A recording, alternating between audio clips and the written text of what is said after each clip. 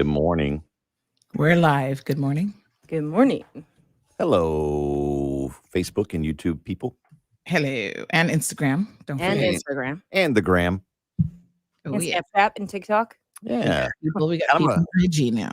rainy morning in Cayman, in paradise. Hope everyone's being safe out there. Yeah, use a little extra caution on the roadways out there. Right now, traffic's Mhm. moving. Don't be a statistic. Slow it down. Mhm. I shaved today. Oh, yeah. Looking good. Proud Thank of you. you. Oh, here we I did too. There we go. Eh.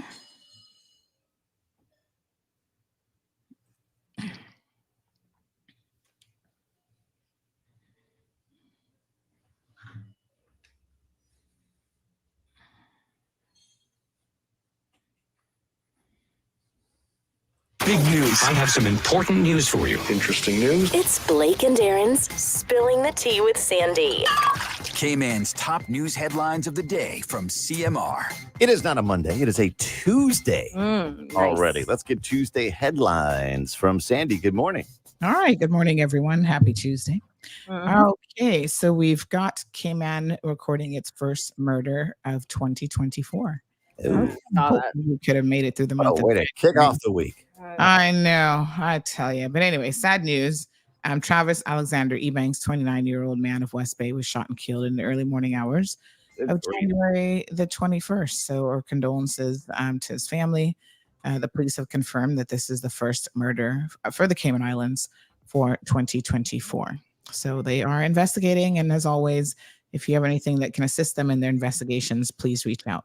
What's it all about? We don't know. Probably a bag of mix-up and some chips thrown in for good measure. Yeah, sad situation. So remember the fake email, not the fake email, but the work scam that we were telling you guys about last week? So a few people have fallen victim to it since we were reporting on it. They're just not paying attention to CMR. And they've sent us some evidence, more evidence of exactly how the scam works. But needless to say, one thing that is of immediate interest is the fact that they are using the WORC official government logo on their correspondence. So the Cayman Islands government may actually want to speed up that so-called investigation that they say that they've launched. Yeah. Because they're pretending to be the government. So, get on it. I mean, It's crazy. stuff that people are taking advantage of. But yeah, sometimes you got to do your own research a little bit more. Yeah. All right. So here's one that's interesting. The islands around the island, like the traffic islands on the streets, have been painted recently. Yes. Like Caribbean blue. Mhm. Well, a civil servant with a minister sitting in front of him told the community leader that was doing that, Mr. Amelia Welcome, that she must stop doing it immediately because the colors are those of the former PAC government. I wouldn't even know that, would you? I would not. Did no. you know that, Sandy? It's stupid, to say the least. It's not even. But we're gonna break that situation down this morning because we don't like people doing things like this because Or people. Oh, I didn't realize people have colors, and that's. I mean, I guess in the state there's like red and blue, but no one takes it so serious that I would never wear. I would red. still wear red, Mhm. but even though I don't support them. because you're a Democrat, or it's just Yeah. ridiculous. Yeah. But we'll break it down a little bit this morning. Yeah, we'll break it all down. All right. So, in the world of the ridiculous. Okay. So, we also have a man that was arrested after knocking a woman off of her bicycle and robbing her. So incident, I know, pretty wild actually. This incident happened on South Church Street on Saturday, where a woman was robbed of her handbag and forced off the roadway by a vehicle, which caused her to fall. Police say just before 9:15 p.m. on Saturday, they were dispatched to the location in the vicinity of Harbor View, where it was reported that a robbery had occurred. So the vehicle forced the woman riding her bicycle off the roadway, causing her to fall. And then the driver exited with a knife and stole the woman's handbag. And it contained a quantity of cash and other personal items. Oh my gosh. Wow. It's unbelievable. All right. Final story of the day. This is good news. Good news, Blake. You're going to be happy. Here we go. We have a woman with Down syndrome who's been elected to public office in Spain. I thought this was great. Yeah. 45 years old. Her name is Mar Galceran, and she took this historic seat in Valencia's regional assembly, being the first person to be elected to the position who has the genetic disorder. So she's definitely the first in Spain and maybe the first in Europe as well. But definitely, I mean, probably all over the world. So Spain's Down Syndrome Foundation said, well done. All about inclusion. Yep. Great story. All right, guys. Have a good one. Thank you, Sandy. You too. Catch you tomorrow for the Wednesday headlines. Thanks very much. Rainy morning, man.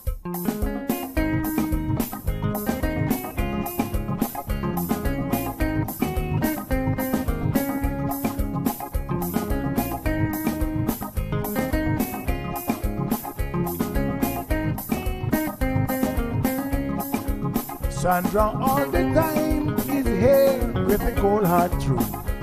She's the ears and the eyes for me and you.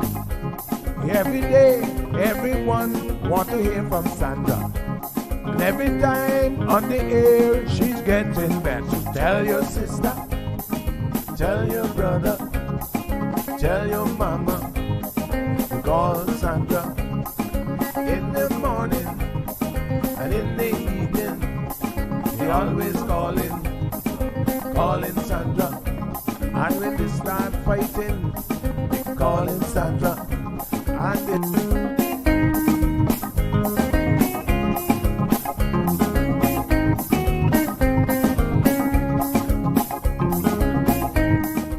And That's right, folks. Everyone is telling their mama about the cold hard truth. Welcome to another episode with more truth telling, more problem solving, and of course, more tea spilling than ever before. Sit back, students, grab your tea and turn up the volume because class is now in session.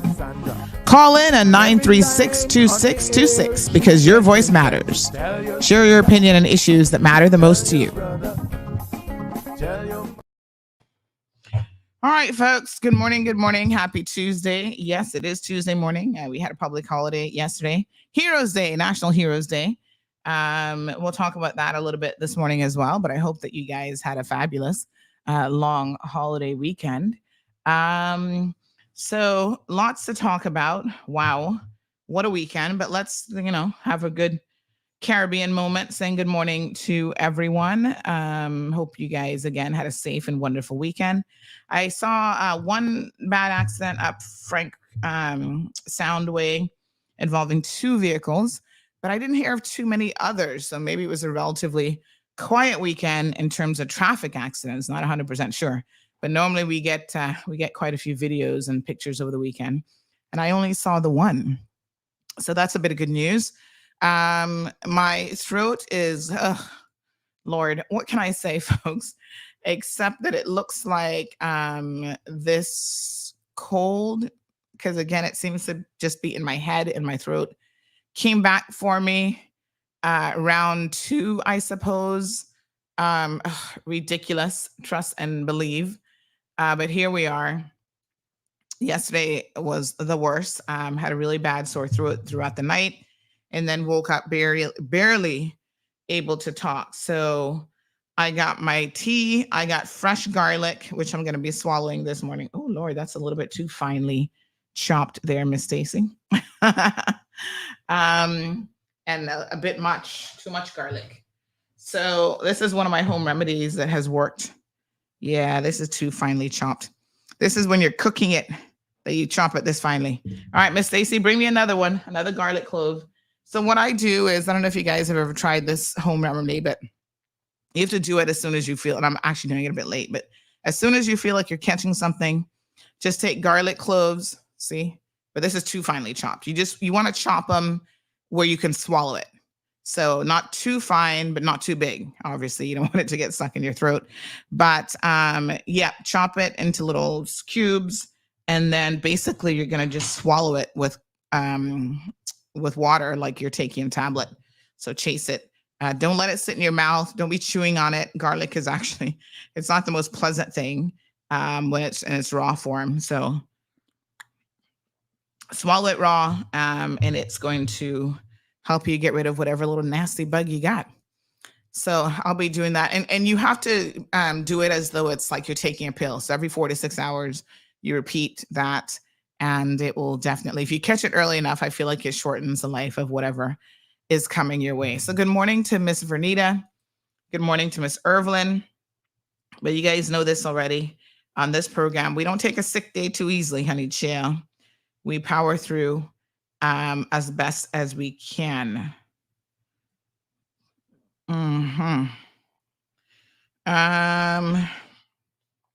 Okay. Why does this say on? All right. So yeah, so we power through as best as we can, folks. And yeah, here we are. So good morning, Irvelyn. Ashaka Zulu's in the house. Says good morning, Auntie Sandy and CMR fam. Patricia Blake is here. Good morning to Patricia. Looking good. Miss Debbie, how are you? Miss Linda says, Judge, you sound tired and sleepy. Oh, yes, honey, child. Did not want to get up this morning. I was tired. Oh, yeah, the bed was feeling so good. And then, you know, this rainy weather, I'm going to be honest with you, does not help. You know, looked outside. Oh, it's like a little storm out there. It was windy all weekend. We had some rain yesterday. I actually thought that the Heroes Day event was going to get washed out, but they lucked out. Julie claims that she prayed the rain away and it worked.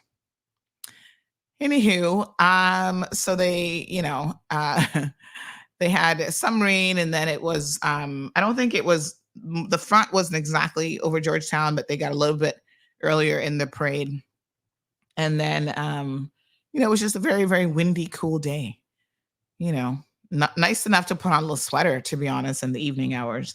And then there were some people I saw in some of these I Love Cayman groups saying, OMG, it's so windy in the Cayman Islands. We can't go to the beach.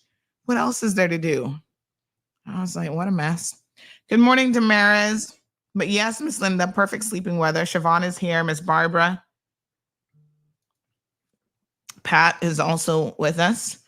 Diamond Princess, good morning to you. She says, yes, it's a rainy day in Georgetown. Drive safe. Well, not just Georgetown, I think. Most of the island is probably getting some rain. Siobhan, we're going to talk about that here in a second. She says, people complain too much. Get a life. What a mess. The Caribbean Blue. Yes, Ty. Tine? How do you pronounce your name? Welcome to that. Good morning, Cece. Olive, Miss Olive is here. Daisy, Miss Daisy. We've got Felicia Rankin in the house. Miss Orlean. So good to see you guys. Della, good morning to you, my darling. She says, love the song. I know that I can't choose between that version and the country song, both aptly written by Mr. Berman Scott for me here in CMR. Gosh, I appreciate that so much. Never thought I'd see the day where someone actually wrote a song for me. And I mean, it sounds so amazing, to be honest. But yes, it kind of gets the energy up in the morning. You kind of start to sway to the music and get yourself going. Mr. Hunter says, drive safe on the roads as the roads are wet. Luis, buenos dias. Good morning. Aliano, joining us from Windsor Park. Big up Windsor Park, folks. Liana, good morning to you. She's reminding people, because the roads are wet, you want to give yourself more distance between vehicles, which makes total sense. Very, very good advice. And she says, stay off the phone. Oh, I think I need the megaphone for that one. Hold on. Should we get the megaphone? Hold on. Yes. Stay off the phone, folks, on aisle 27. Stay off the phone. There you go. All right. Oops. Let's see if I can turn that off properly. Yeah, stay off the phones, folks. Garlic and honey, says Leanne. Yeah, I normally stay away from the honey just because I don't need the extra sugar. So I just do the raw garlic. And I think most of today, I'm just going to actually stay home, do a little bit of computer work, and maybe even take a nap. Yesterday, pretty much all day, I got up and I had breakfast, and I visited a friend for a little bit. And then the rest of the day, I came home and I lied on the sofa, and that was it. I was just out like a light. But I had to keep an eye, because I was home with my daughter. I had to keep an eye on her, honey child, which means that you never fully sleep. So she was running around doing the most creating a fort in the living room with all the pillows, changing into God knows how many outfits, terrorizing poor Zeus. I could feel every time he would get off of, because he would come and I was reclined on the sofa. He'd come and lie down with me. And then every time he would get up, I was like, here we go again. That's Gigi harassing the dog. Because she would do something to make him want to come and see what she's up to. Yeah. Poor Zeus. He's tolerating a lot around here. All right. So good morning to Miss Elaine. Miss Marion Scott's in the house. Ophinia, good morning to you. Liana says use Vicks on the ears. I feel like I have a mosquito in here. Hold on. Hey, get out of my studio. Use Vicks on the ears, chest, nose, feet with socks. Yeah, somebody gave me this, is it called Olba? Like it's like rub and stuff as well yesterday. And oh, honey, that's a very hot rub. Yes, these things definitely help. I mean, most mornings I use a little bit of Vicks for my nasal. I have a lot of congestion in the mornings anyway. I got to start using, I got it in August. My Marlon's cousins bought it for me because I'm always complaining about my sinuses. So they got me one of those irrigators, and I'm just so squirmish that I haven't squeamish. I haven't been able to bring myself to use it, but I think it would really help me if I did. So I probably should. The things we know we should do, but we don't do. Linda says it's actually cold in Bermuda. Actually, Paul told me this weekend that it had dropped to 56 degrees in Bermuda. Yes. So they had Sunday was 59 degrees. Monday was 61. That was the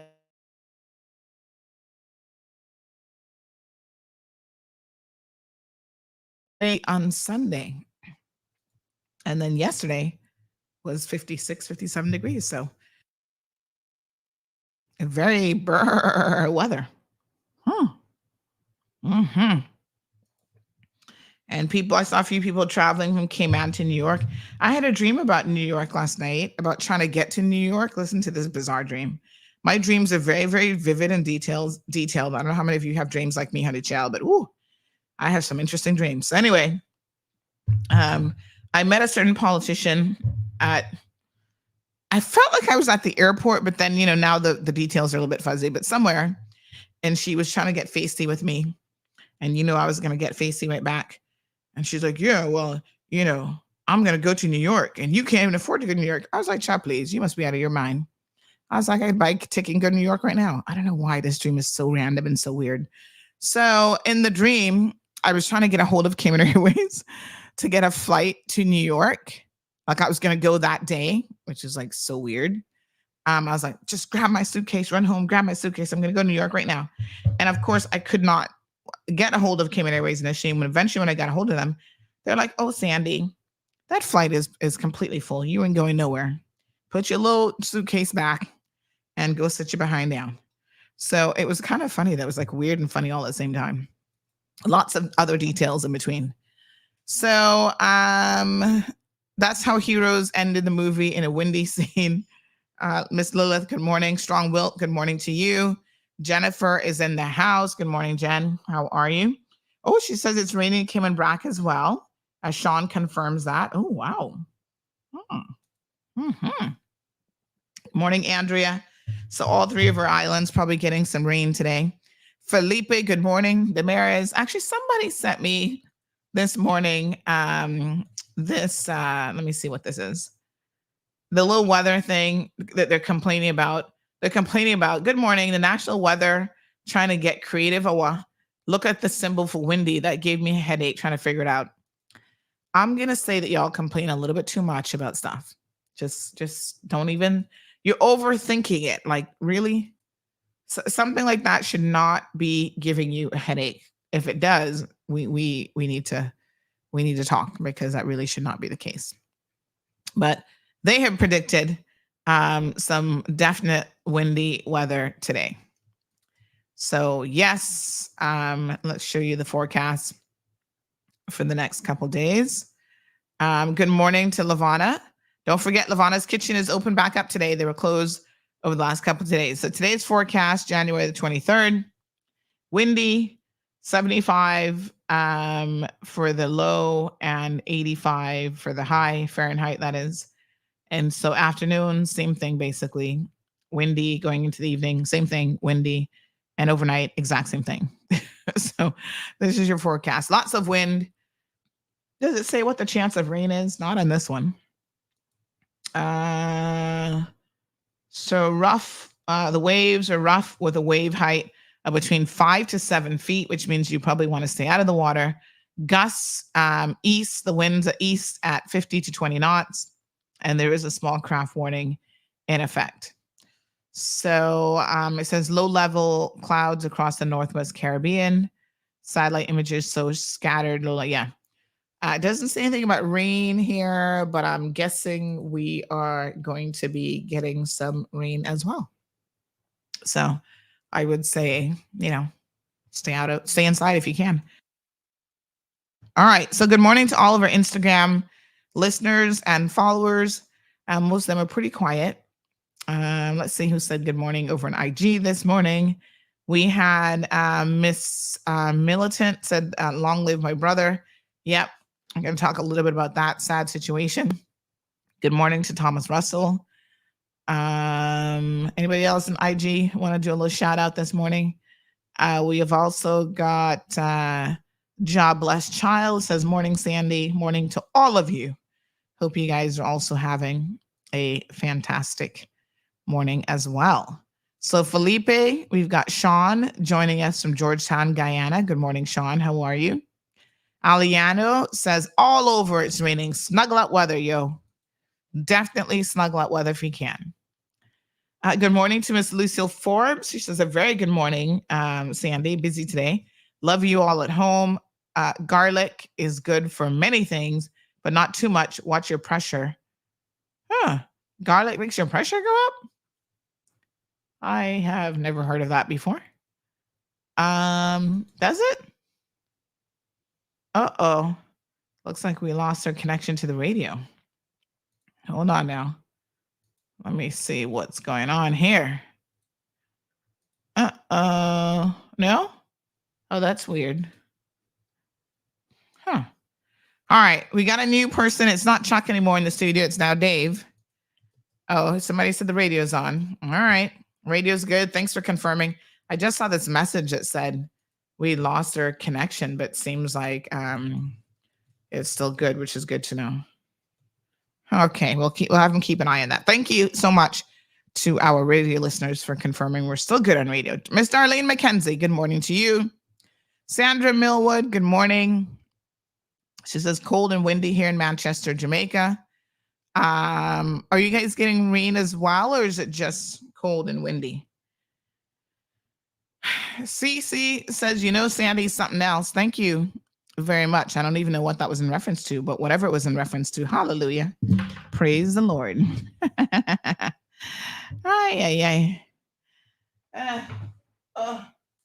What can I say? Yes, I'm something else, and I'm proud of it.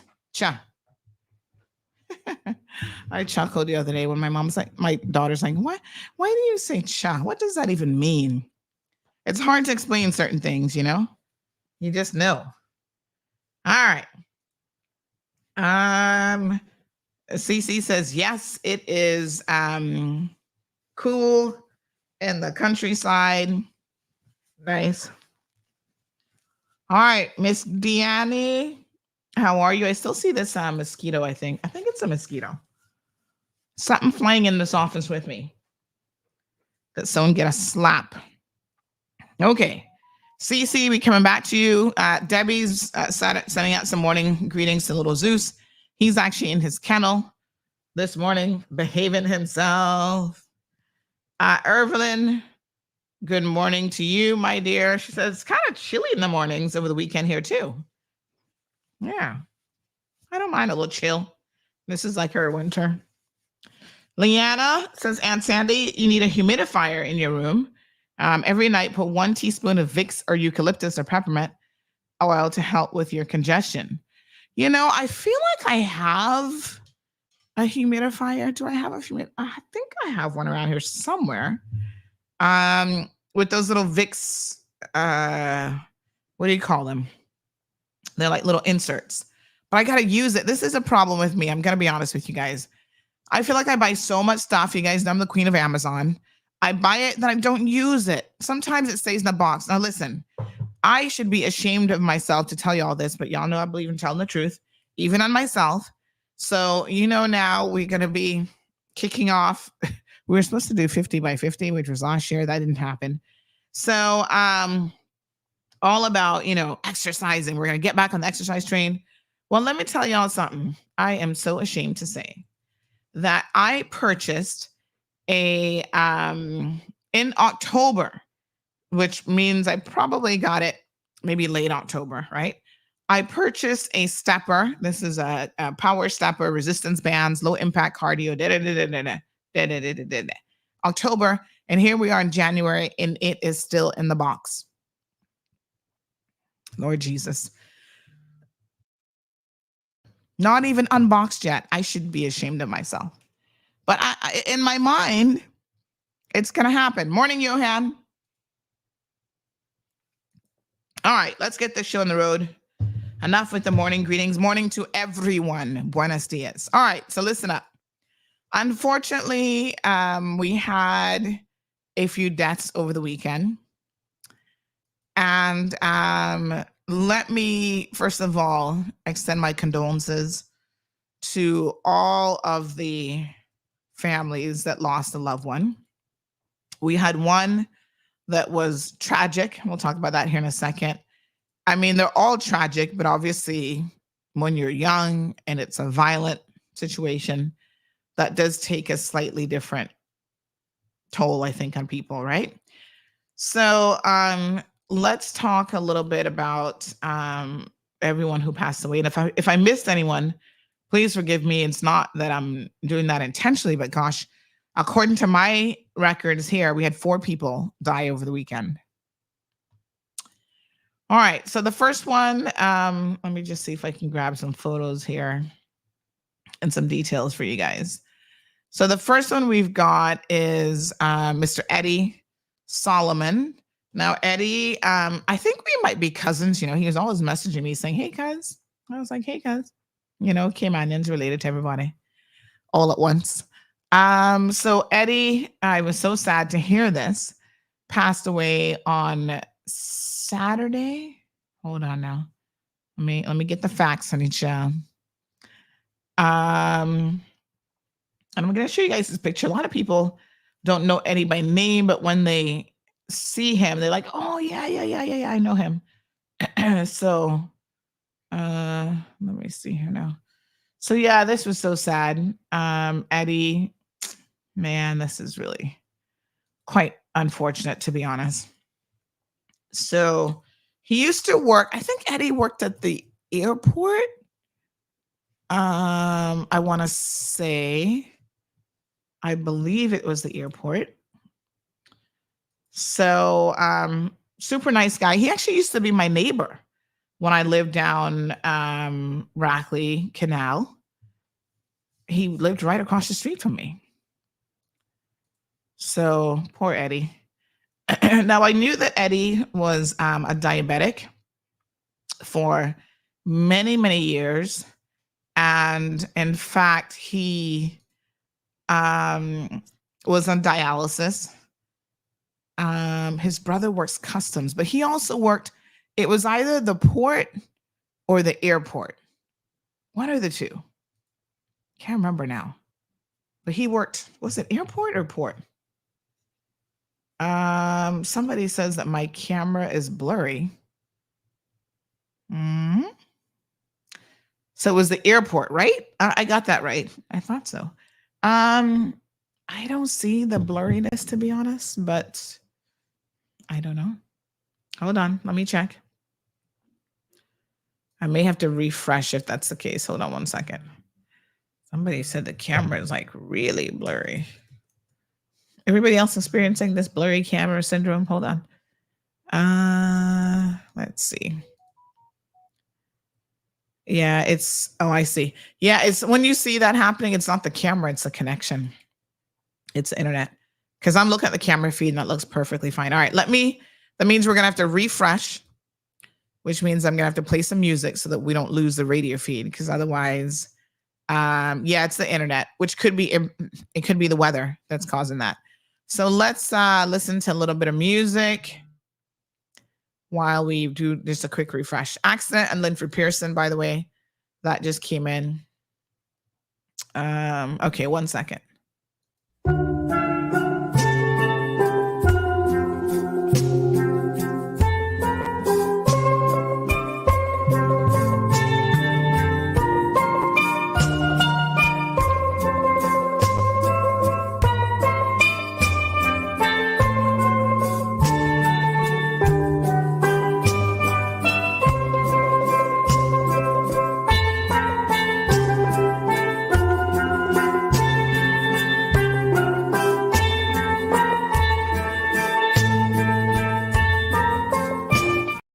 All right, I don't know if that's any better.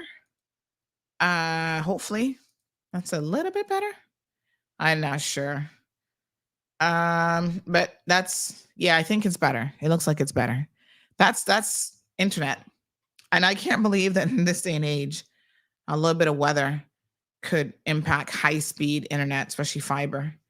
But there you go, folks, paying good money for fiber. So somebody says that Eddie used to actually work for APS. Oh, was it? That's Dwayne Seymour's company. Oh, Lord. Well, I hope to God he was paying poor Eddie. I'm just saying. Y'all know the good minister has a history of not paying people. I got to tell y'all about the minister this morning. He's on our sus list. Okay. So accident on Linford Pearson. Told y'all to try to avoid the accidents this morning. I guess that has not happened. Somebody says, remember, fiber loves the sun.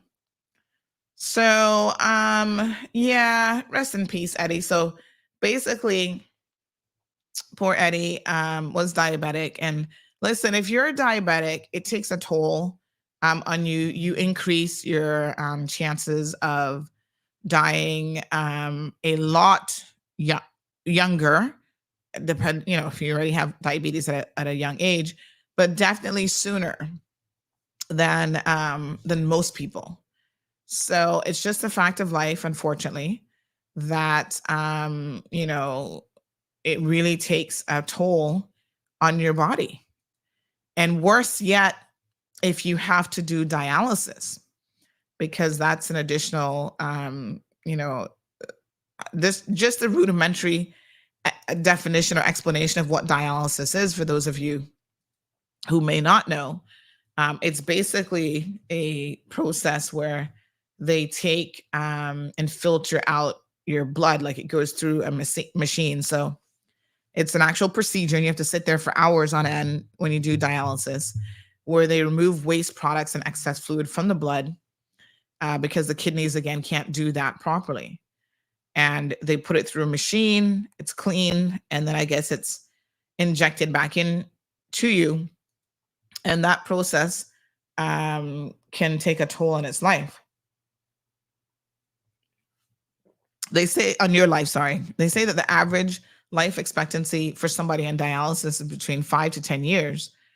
Some patients do live a lot longer, but it's significant. And having to go through that procedure every single time, some people have to do it, 2, 3, 4 times a week, depending on how bad their health is, as it relates to the control of the diabetes and so on.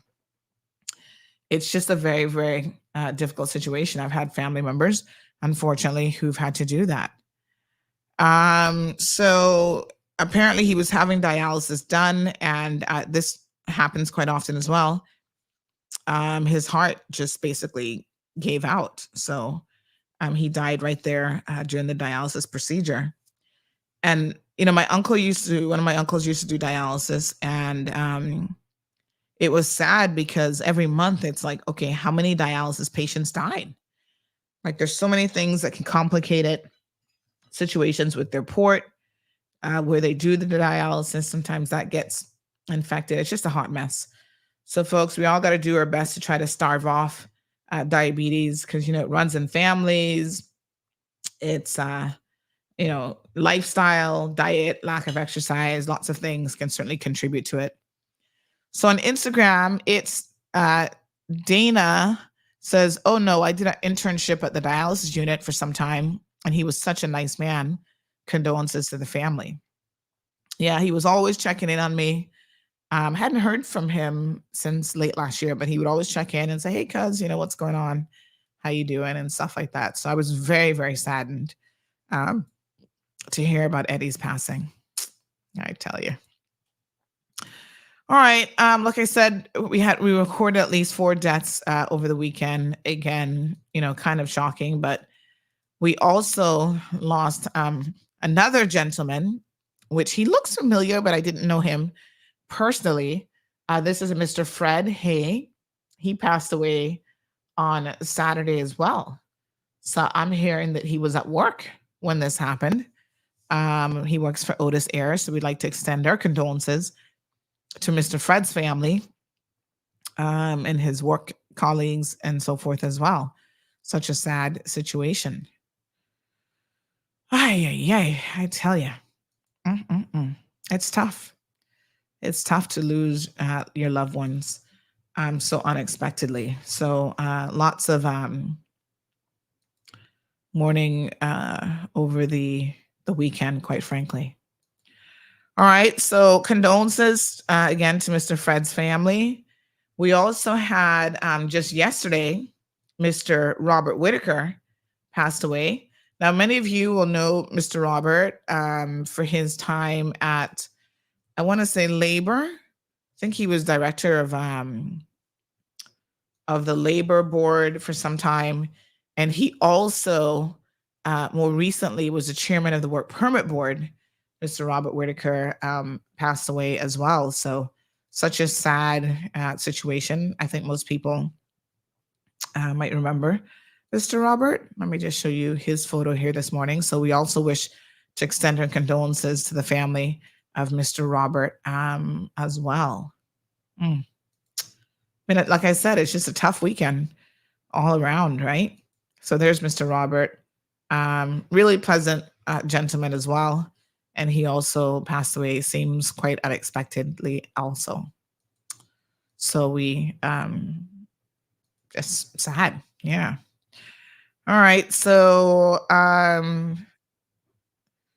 Gianni says, "Morning, rest in peace, Eddie. Yes, diabetes is nothing to play with. And if you have it, I know there's a lot of options in terms of managing it. So you've got to make sure that you do that as best you can." So who's he family to that works at the airport? His brother, some people are saying his brother works customs. So yeah, let me just read a few messages here. So somebody says, yes, he worked at APS. All right, folks. Let's see here. Somebody says, "Morning, generational companions are dying." Oh gosh, another one that just came in. Let me share this one with you as well. So Air Cargo. So condolences to Eddie's brother as well. So yeah, it's not, well, I hate to tell you, it's not exclusive to generational companions, unfortunately. Lots of people. All right. We also have this lady here. Again, our condolences to her family. We've just gotten this one. And the message that came in with this is that Sister Juanita Powell has passed away, and also extending condolences for the Seymour and Ebanks family, as this is 4 members in 2 weeks. Speaking of the Seymour family, we didn't, this was last week that this came in. As I was doing my show, I heard that Miss Elrita's son had passed away that morning, but because it happened during the show, this was last week, Monday, I didn't want to say it during the show because a lot of times people have not yet had an opportunity to get the news. And we don't want to be the ones who give that kind of news, right? So that was last week, Monday, that he passed away. So condolences to Miss Elrita and the entire Seymour family. Really, really sad. Again, sudden passing. And his name was Mr. Fell. So our condolences to Miss Elrita. She's had a tough year because I think she recently lost her husband. And so, these things, they say bad news comes in triples, honey child, triplicate or whatever. But I don't know about that, but it just seems to sometimes pile itself on you. So again, our condolences to her as well and her entire family. Ay, what a hot mess. All right. And then we had, unfortunately, over the weekend, Cayman recorded its first murder of 2024. I would love for us to be able to go a couple months without having, our first murder. Like, gosh, do y'all remember? This might be taking you back 10, 15 years now, but remember when we didn't have any murders, or maybe just one for the year, and that was like so shocking. Now it's become so, unfortunately, normalized that we can't even get out of the month of January without recording the first murder in any new year. So this young man, his name is Travis Ebanks. Now, I understand there's a number of Travis Ebankses. So when people said to me, well, which Travis Ebanks is it? I'll show you guys which one. He looked like he had a little bit of trouble with the law here and there. I don't know too much about him, but nonetheless, we want to also extend our condolences to his family. Only 29 years old, didn't even make it out of his 20s, folks. How sad is that? Very sad. So I don't know what it's about. I can't speak on it except to say that this is not the answer. Young people, this is not the answer to your problems. Gunning each other down in the streets, it just makes no sense. An eye for an eye makes no sense because everybody's going to be left dead, blind, wounded. Just very, very sad. So we express our condolences to this young man's family as well. Oh boy. Which Miss Brenda? I saw a few people mention Miss Brenda. I'm assuming that's his mom. But which Miss Brenda is that?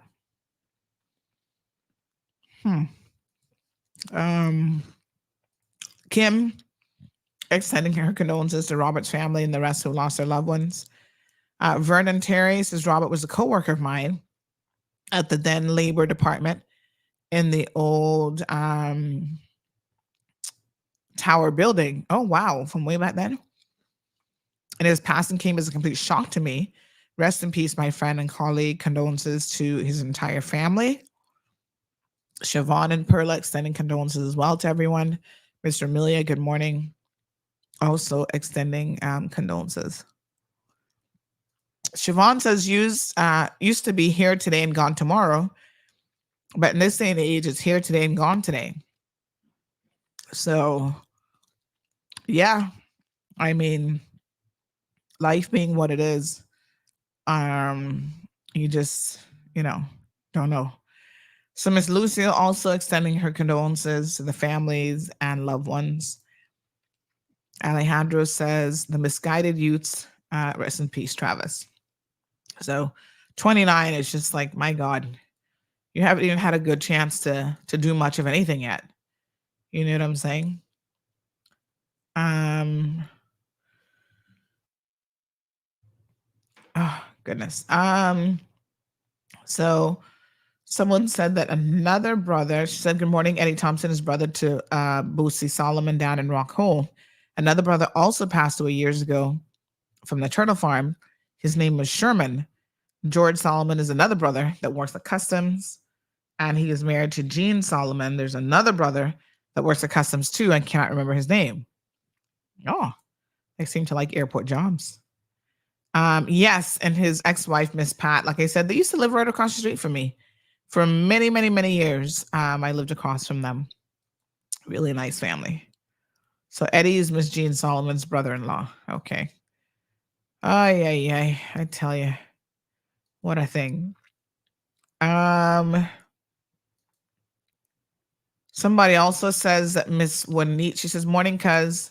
Good morning, my cuz. Juanita from Scranton also died this morning as well. What? Another person? Oh my God. Which Juanita is that? From Scranton. My God. I tell you. Wow. A lot more deaths this weekend than we had anticipated. Yes. All right, folks. Let me see here now.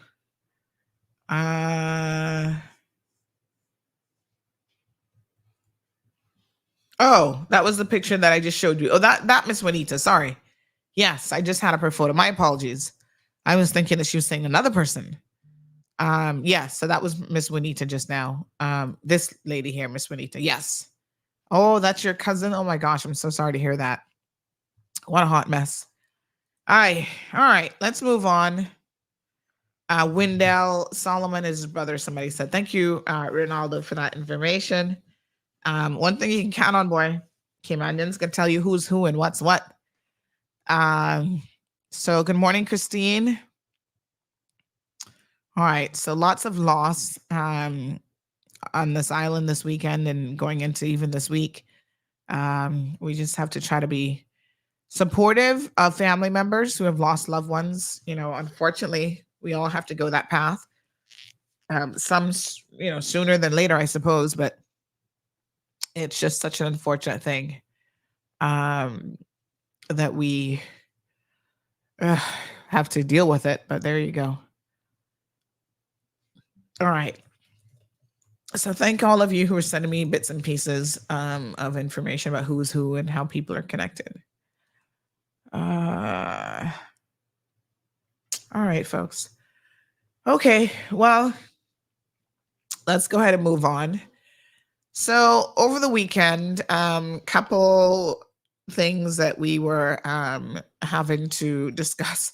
Rough seas. Of course, I was waiting for the first anti-vaxxer conspiracy theorists to say it's the vaccine killing people.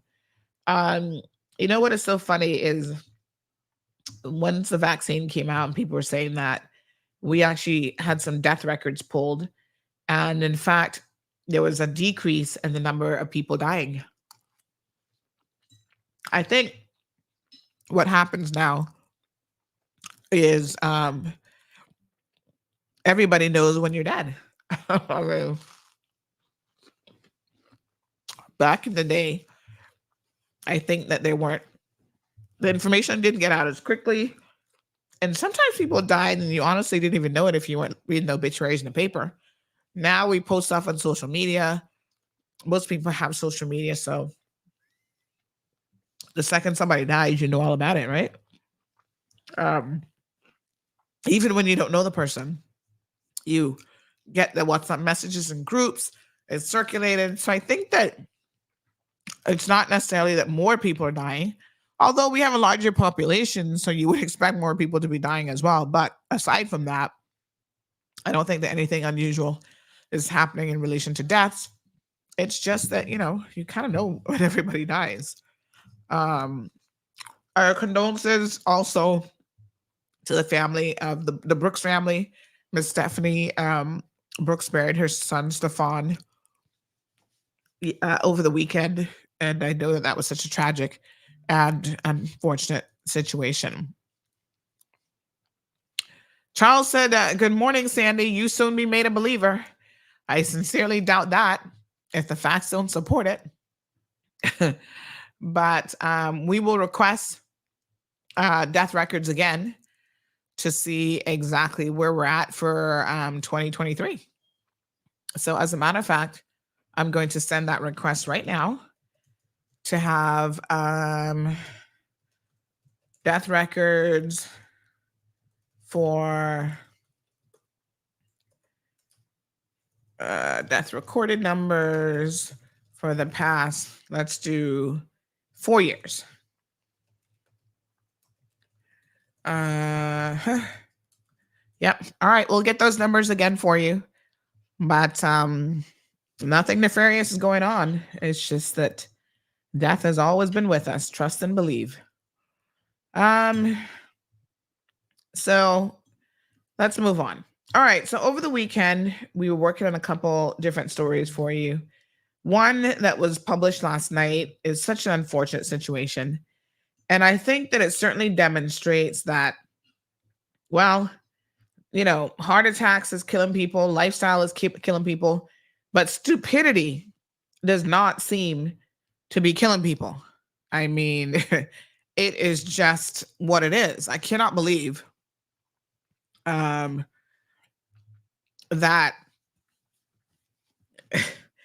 our people can be so incredibly stupid. What am I talking about? Well, remember that we talked about just last, let me see here now. By the way, if I move on from the death situation, did y'all read recently what the chief medical officer said about the number of deaths in Cayman? And then apparently it's linked to our instances of lifestyle and controllable things, which includes diabetes, for example, being overweight, lots of cancers are linked to our diet and lifestyle. And so he said that in Cayman, some 30-something percentage of people who die, those deaths could have been avoidable had they had a better lifestyle. I want to say it was like maybe 32% or something. I'm going to double check the percentage. But this to me is kind of shocking when you think about it, because if 30-something percent of early deaths are in this country are preventable, that means that, boy, we have got to, somebody said too much fruit punch. Well, that's a funny way of saying it, but basically it's our lifestyles. It's the things that we eat. Let me see if I can find this article. But yeah, he talked about the fact that our lifestyle is basically killing us. And we should understand that early death and lifestyle habits have a lot to do with each other, and they go hand in hand.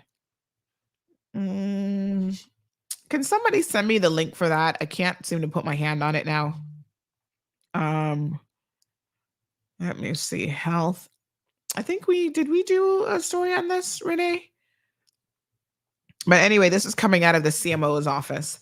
The chief medical officer just released some results that essentially said that, yes, Caymanians, take control of your health. Because by taking control of your health, you could, starve off death for many, many, many years. If someone has the story handy, do let me have it. This was just in last week's news. So there you have it.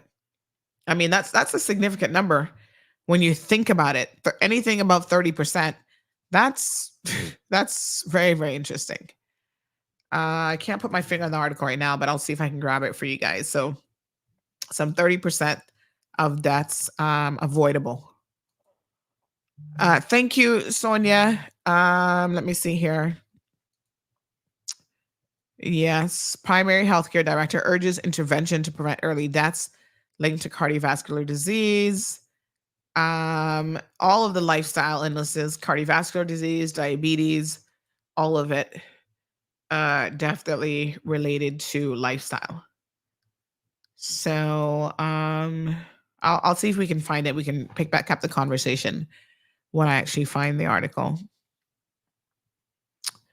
A third of local, here we go. Yeah, a third of local 2022 deaths are from preventable diseases. That is so shocking. If we didn't have this up, we'll definitely see about getting this put up as well. But preventable diseases, folks, pay attention now because this is serious. Dr. Samuel Williams Rodriguez, who's the director of primary healthcare at the HSA, as well as I think the chief medical officer was in on this, has compiled, recorded in the compendium of statistics. Oh my gosh, you guys hear my sinuses, right? Said that if people better manage their health, everything from early screening to, because if you screen early for these things, then you're able to hopefully get the necessary treatment that you need, would help you alter your lifestyle, make better decisions. So 310 people, here we have some death numbers right here. 310 people died in the Cayman Islands in 2022. And that is the largest number of deaths ever recorded in a 12-month period here, and an increase of almost 14% from the previous year. The 5 most frequent causes of death listed were cardiovascular disease, cancer, unintentional injuries, diabetes, and neuropsychiatric conditions. Huh. What the heck is neuropsychiatric conditions? Okay. So the statistics did not indicate whether or not COVID-19 was a factor in any deaths recorded that year, or if the virus contributed to the rise in mortality rates. Though the HSA stated in November 2022 that there were COVID-related death was recorded, the patient generally had significant underlying conditions. So Caymanians born today have a life expectancy of over 82 years. And while that is high, it could be improved with better health management and prevention. So lifestyle diseases can be managed with consistent doctor visits and care, leading to patients living longer. It is a known fact that early deaths associated with chronic, non-communicable diseases are largely preventable by following primary care instructions. To lower the numbers and improve the quality of life, we must begin to focus on remedying the situation quickly. Although through altered lifestyle habits and consultations with doctors. So basically, being overweight, they say that 7 in 10 adults in Cayman are overweight. 1/3 are considered obese. Wow. 7 in 10, damn. And nearly 8% suffer from high blood sugar levels. Dr. Williams Rodriguez talks about the poor state of health doesn't just impact the individual suffering from those conditions and their families, but has a wider impact on society and productivity. Wow. So pretty shocking, actually. Preventable. There you go. Nathan, good morning. Diet-related changes. Well, Shaka Zulu, to be clear now, when we talk about this stuff, remember that the step, Dr. The CMO, Dr. Gans, what's his name? He came out here and was talking about the necessity to participate in the gathering of statistical information, because the data that we had was actually outdated by some 10 plus years. So if you don't have good data, and this is one thing I must say with the United States of America, they do so many surveys and they have so much available data that, it's extremely helpful when they're trying to see the prevalence of certain diseases. Dr. Gent, thank you so much. So for example, one of the things that they're monitoring right now in the US is that there has been an increase in cancers in younger people. And this is a little bit alarming to them because, cancers, although there's definitely lifestyle factors, tend to creep up a little bit later in life. But now they're saying that there's actually a higher instance of occurrence in younger people. They don't know the why yet. They haven't had time to really kind of put any connections together, but they have at least noticed that this is happening. And now it's a matter of trying to figure out what's causing it. And, once again, it can literally take years to figure out what on earth is, if there's a causal link between certain things. It might take a while for the experts to figure that out. Listen to me.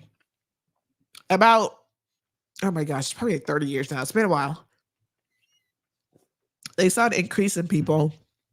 Oh my gosh, forgive me. They saw an increase in people with like throat cancers, mouth cancers, this sort of thing. And they were trying to figure out, oh my God, what's causing it? Well, it turns out it was related to lifestyle and men in particular. And it was the cause of it, they eventually figured out, had to do with sexual activity. And, as simple as that might be, initially they had no clue why all of a sudden men were getting throat cancers that before that point had been highly unusual, especially if you were like a non-smoker and stuff like that. So there you have it. Let's take a little commercial break here, folks, so I can try to hopefully sort out my sinuses. Why don't we listen to the new country song? It's the cold hard truth.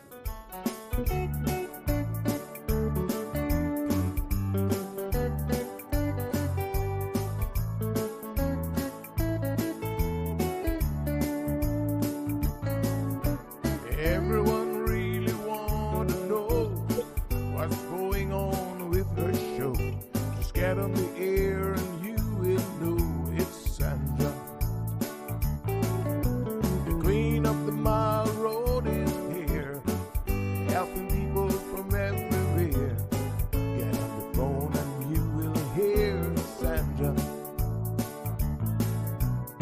Now she will tell you how it goes.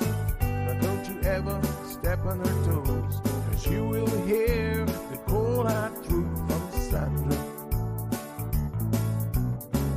They say she's the hero in town, helping people from all around. You get a call, your money is found, it's Sandra.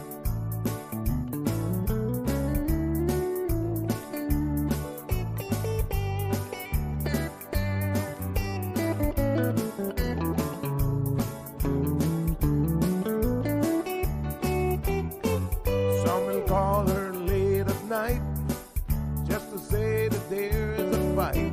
And she will not just leave it alone. She'll get up and call on the phone.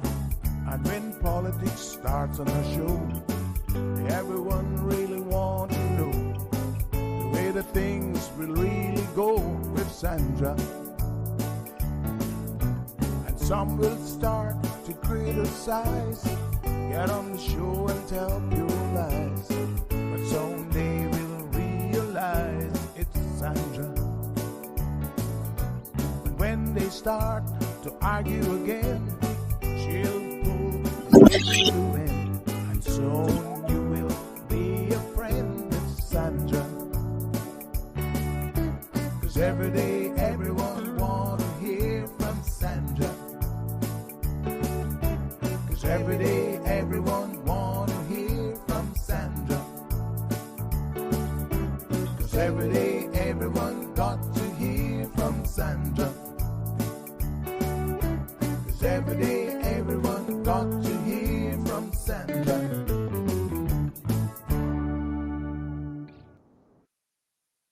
All right, folks, bringing you a live country song there this morning called Sandra. Isn't that beautiful? Thank you so much, Mr. Berman Scott. Appreciate it. Yeah, what a song. I love it. Got me sitting over here tapping my feet, hoping that I was wearing some country boots. Yes, sir. So, yes, folks, have a look at this information, because I feel like it's very, very useful for us to really educate ourselves on what we can do. There's so much that is preventable that we can do. Inspiring says, do you know that the best solution for sinus is seawater? Yep. I do know that. Somebody shared this morning saying, if you don't make time for your wellness, you'll be forced to make time for illness. Read that again. I haven't been doing my apple cider vinegar recently, Jim, by the way. Gave it a little bit of break. So Shaka Zulu asking some questions. All right, let's move on. Alejandro says COVID has a lot to do with deaths from 2020 up to now. I mean, our number of COVID deaths were relatively low compared to a lot of other places. By the way, people are obviously still dying from COVID, right? It's not gone away. I've known quite a few people. I just ran into someone on Sunday who was telling me that she just got out of quarantine. People are still self-quarantining and stuff. And she had gotten it for the third time. I was like, wow. And Florida right now tops 93,000 COVID deaths. This is new. So they're reporting on Monday. Let me just double check the date on this. This is, yesterday's date. So they were reporting some 93,000 deaths linked to COVID-19. According to their Department of Health website on Monday, it showed that 93,224 people died. So the state reported that 23,000 deaths in 2020, 39. So this is the breakdown for COVID-related deaths. So far this year, they've had 329. So definitely a lot better, I think, than it used to be. But, people are still dealing with COVID. People are still getting sick and so on with COVID as well. So worldwide, how many deaths have we had? Almost 7 million people? Everybody else, there's like data.gov.uk, the US, keeping very close track on information. It's like they can have real-time data available here in Cayman. We're one of the few places that struggles with data compilation and collection. And, unfortunately, that means that our information is always a little bit dated. So a new study out of the UK that just came out this month as well. It's the largest study of its kind ever carried out in the UK, has found that some 7,180 of 40,393 hospitalizations and deaths from COVID-19 could have been avoided had the population been fully vaccinated.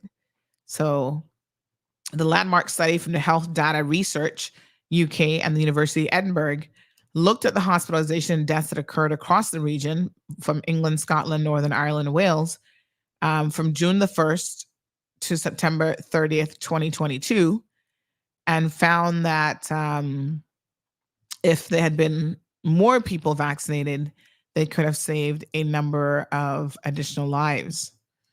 So go and have a look at this. I'm happy to share this link with you guys for this particular article. And they have the link for the actual, for the study in it as well. So by all accounts, quite frankly, had people been more accepting of the vaccine, there's a lot of reasons why people were not, but had they been more accepting of the vaccine, more lives across the board could have been saved. There's also an article here from the World Health Organization talking about the true death toll of COVID-19. I'll share this with you guys as well, so that you can read this at your leisure. But basically, they've said that the global number of deaths attributed to COVID-19 pandemic in 2020 alone is at least 3 million, representing 1.2 million more deaths than officially reported. Wow. That's a little bit crazy. So you guys can have a look at some global mortality figures and chew on that for some food for thought as well. All right, we're going to try to get some. Remember, we had a few experts that came in during the COVID pandemic. We're going to try to get one of them to come back.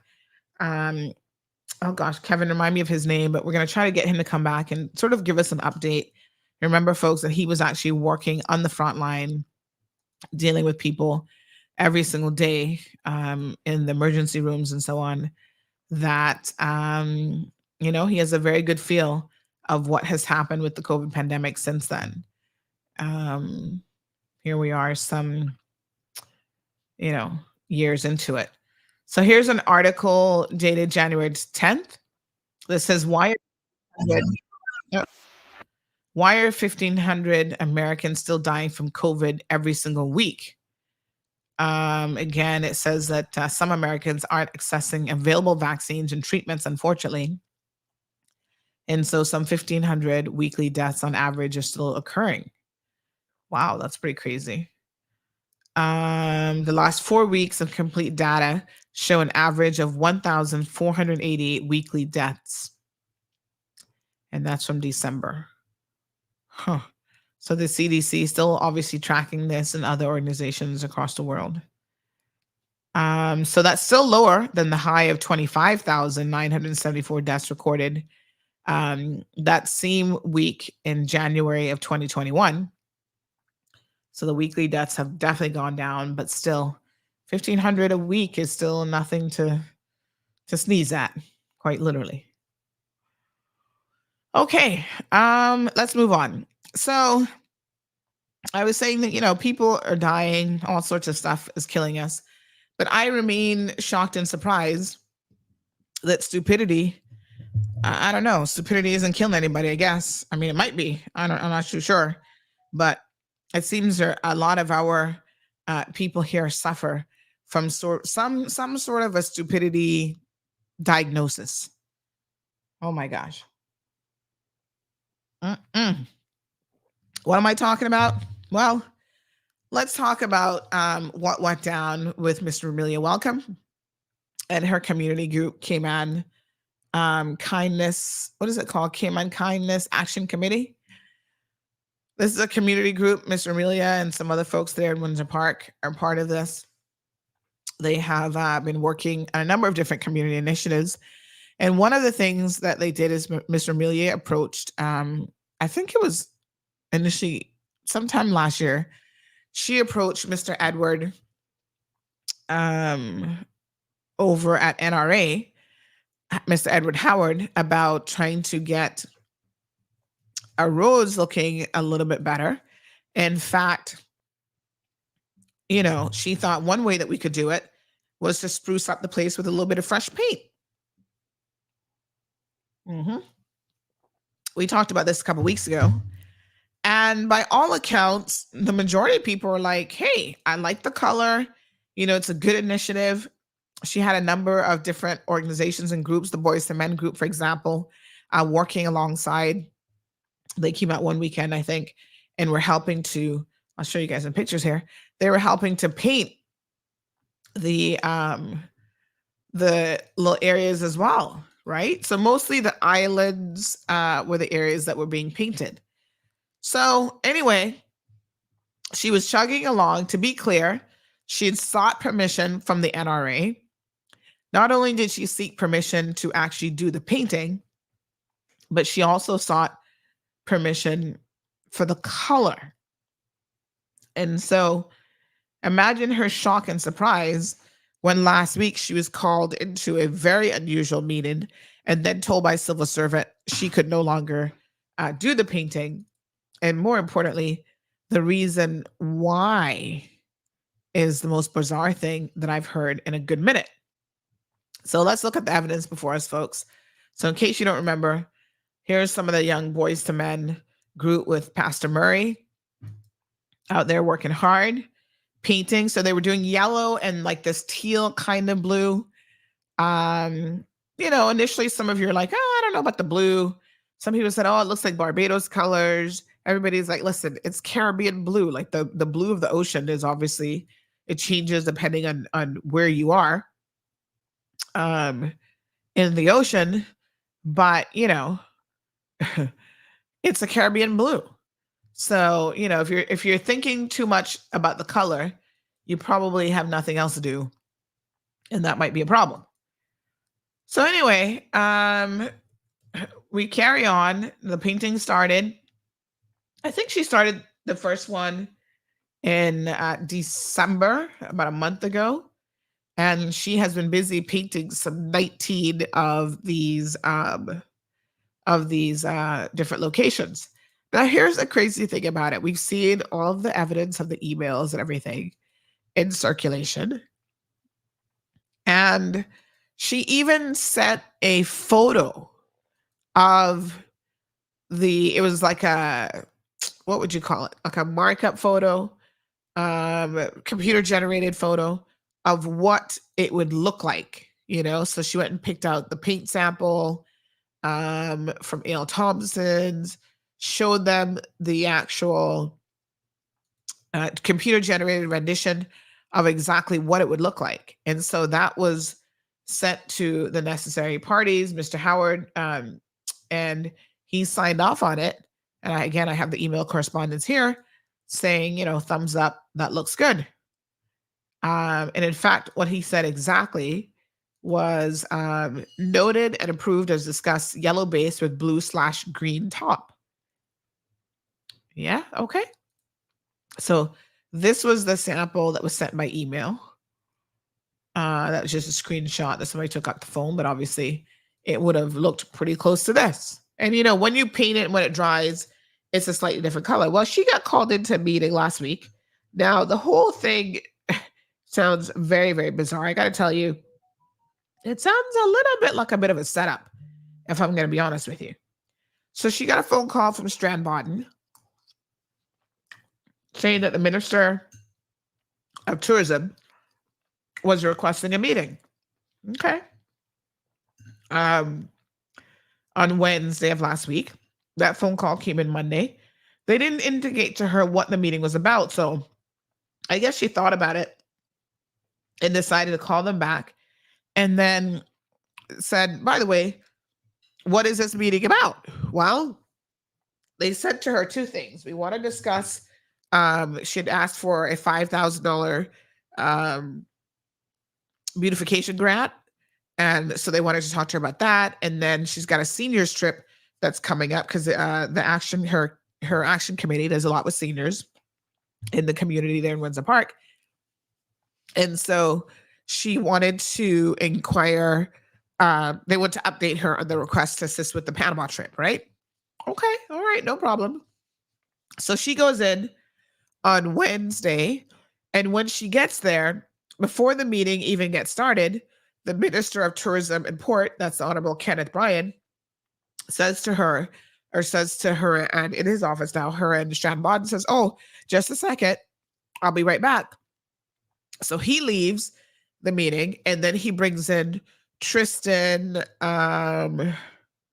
what's his name? Tristan Hides. Now, Tristan Hides is the Deputy Chief Officer for J. Ebanks's ministry, which is like planning, includes road works, blah, blah, blah, blah, blah, blah, long title, right? So anyway,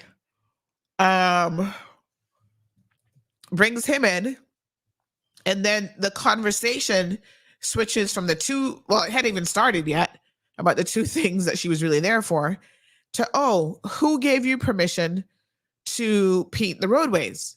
And she's like, huh? Who gave me permission? Well, actually, I had permission from Mr. Edward Howard, who's director of the NRA, the National Roads Authority. And she said, I have an email here. Pulls out her phone, shows the minister the email on her phone. The minister's like, yep, She's got permission, all right.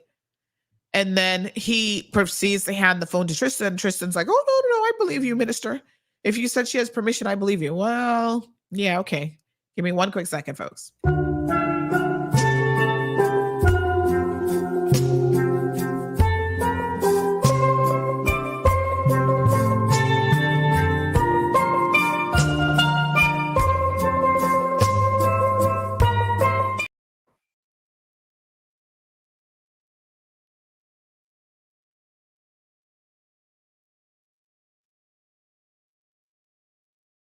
Okay. So after saying that he believes her, he quickly jumped out of the meeting and said, oh, I'll be right back. Now, I'm no detective, but if I were, this is exactly what I think happened. He saw the email, couldn't believe his eyes, because I guess they just thought that some random woman, Miss Amelia, was going to get up on a frolic of her own and start going, around the island, painting the medians. That don't make no damn sense, Tristan Hides. You know, you're supposed to be a senior civil servant now. We need you to use a little bit of common sense. I suspect that he then called Mr. Edward and was like, "What? Who gave Amelia permission? Why did you give her permission? Blah, blah, blah, blah, blah, blah, blah." Mm-hmm. Then he came back in, calmed down after his initial shock, and was like, well, we need you to stop because that blue color is a PAC government color. Listen to me. When I heard this story, right, I was like, you've got to be effing me. I'm like, a what? A who? I said, quit, what? Mm-mm. Listen to me very, very carefully, K-Minded. This is why party politics, taking a foothold in this country, is one of the worst ideas ever. A PAC government color? Jesus Christ. Are you serious? My God. Mm-mm. This is Dumb and Dumber. Sitting there talking to Miss Amelia. Now, he said this in the presence of Strandbaden and in the presence of the Minister of Tourism and Port. Now, I'm hoping that the minister is listening this morning and we can get some clarification on this.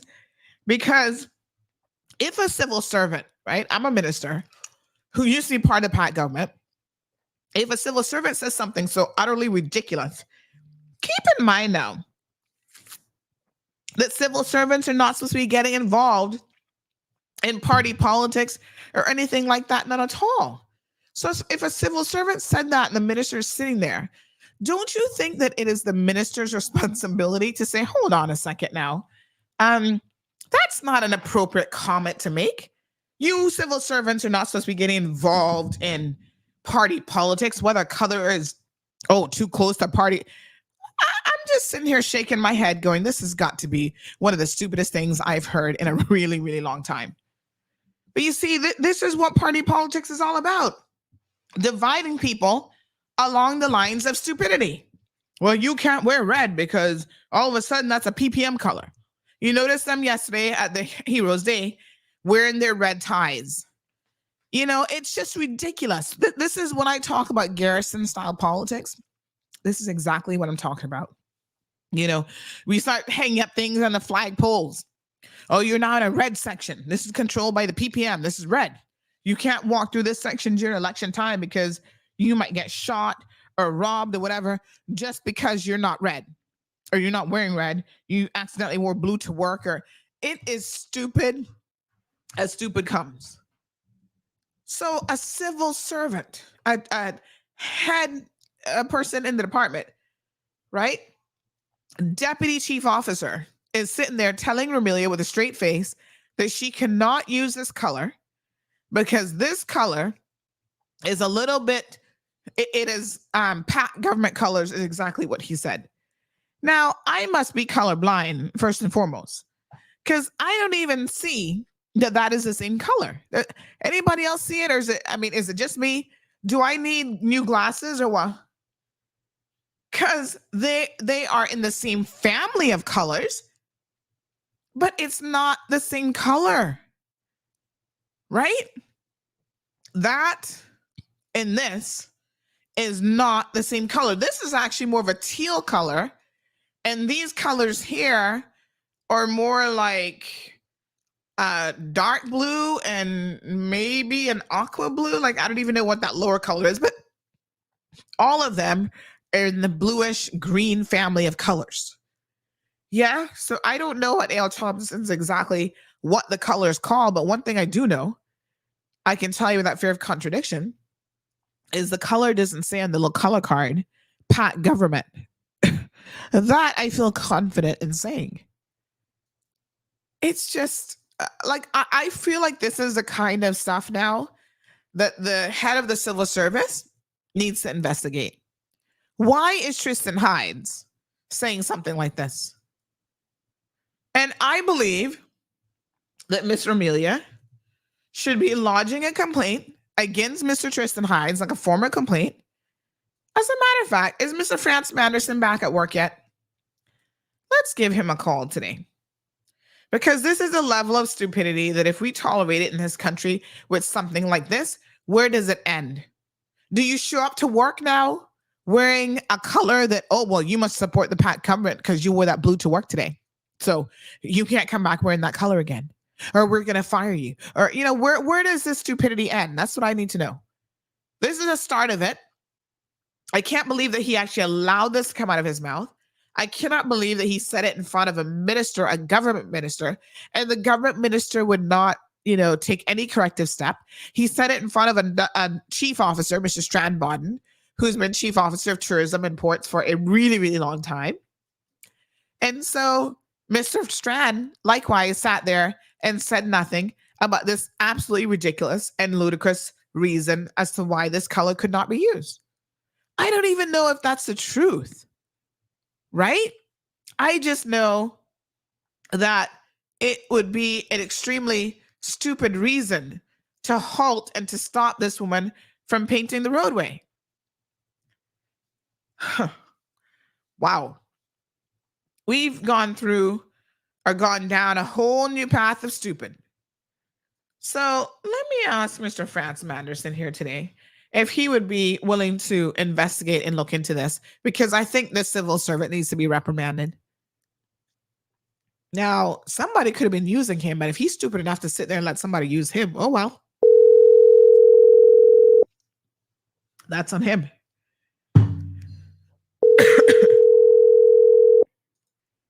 Let's see.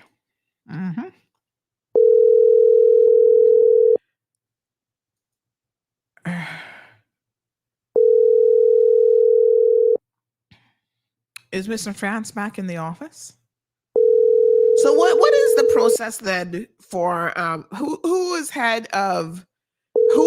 direct boss? So who's the chief officer for Jay's ministry? Because this now is where we need to find out what the formal complaint process is. Because Mr. Amelia and her committee need to file a formal complaint against Tristan, and action should be taken against him. Because this makes zero sense as to why this man would say and do this. I'm not saying to fire him as a Caymanian. I think that he needs to get a very stern warning. Now listen here. Civil servants are not supposed to get involved in politics, right? Okay. We accept that. You guys are allowed to vote. You're obviously allowed to have your own personal opinions. You just can't get on platforms. You can't show any favoritism, because the truth of the matter is, regardless of what government gets in, you have to work with said government. So if you have to work with any government that gets in and you're not permitted to show favoritism, the fact that you've just told Mr. Amelia that she can no longer paint the roadways because this is a Pat government color, does that not mean that you are showing some sort of favoritism towards, I guess, the new UPM government? I mean, I don't know, but it's definitely against the Pat government, which, by the way, that minister was a member of. Somebody needs to explain this today. Mr. Amelia, you need to file a formal complaint. So Eric Bush is Jay's chief officer. Okay. Let's see if we can reach Mr. Eric this morning. I have his number. Because I We'll ask him a general question, nothing specific about Tristan, but I'd like to ask him a general question about how this works. Russ C says whoever's complaining about the color of the sidewalk is being super petty. You think? It's almost like they're upset that they didn't think of it first. You know what? And they're answering me today.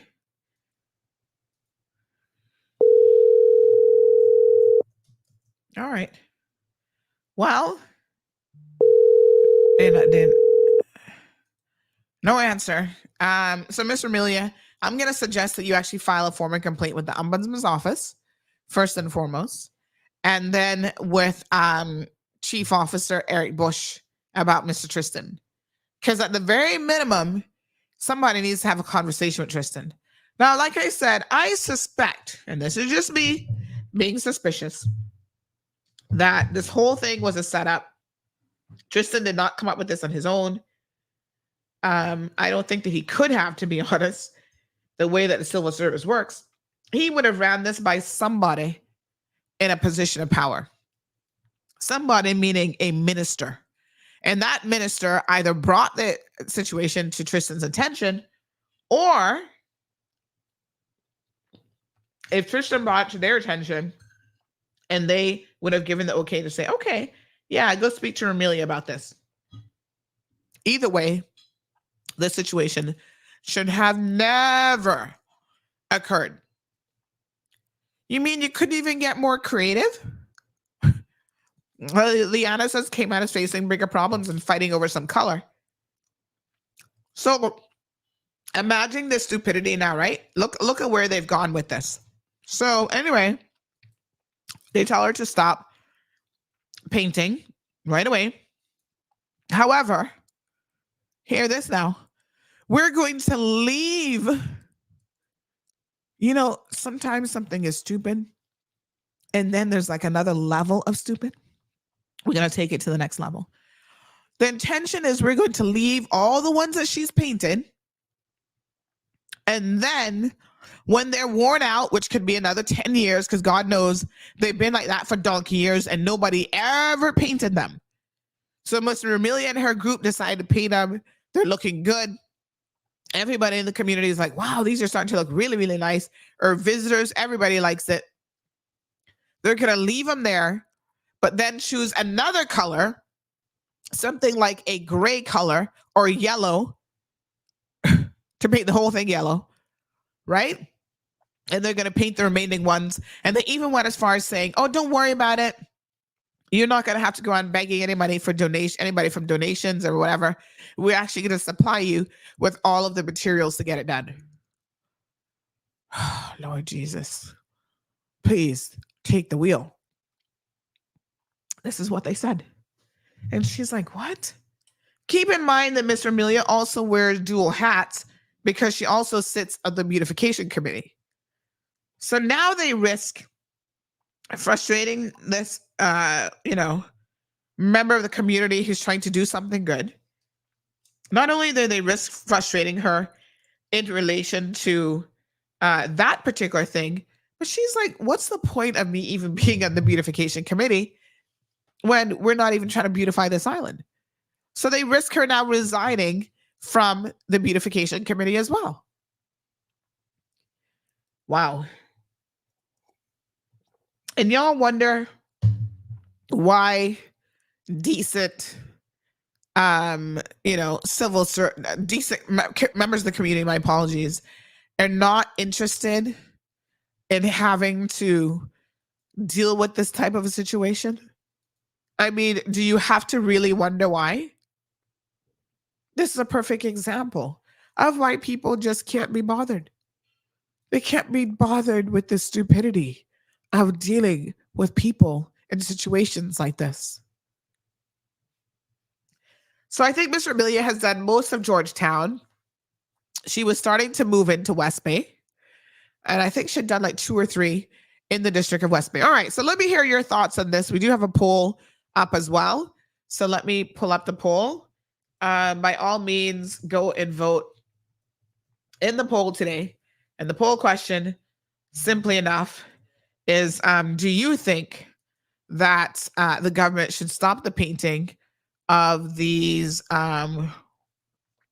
medians, road islands, traffic islands, whatever their official name is, based on the fact that, so it says, should the government stop the painting of the road islands because the color resembles a political party's color? Shockingly enough, 13% of the people who voted already said yes, that they should stop it. That goes to show you how many stupid people we have in this country. At least 13% of our population is downright stupid. What a hot mess. All right, folks. So go ahead and vote. Let me put this up on the screen. Scan the barcode, or you can just put in the number there. I'll send you guys the link as well. Let me get the link and share it in the chat conversation. Please go ahead and lodge your vote. All right, let's take some phone calls. Let's hear what you guys are thinking on this. 936-2626. Phone lines are open. Do you guys think that Miss Vermillion and her group should be stopped from painting the islands, the little traffic islands around the island, because it, I mean, they claim that it's a pat color, but I don't even agree with that. Good morning, caller. Good morning, Sandra. Morning.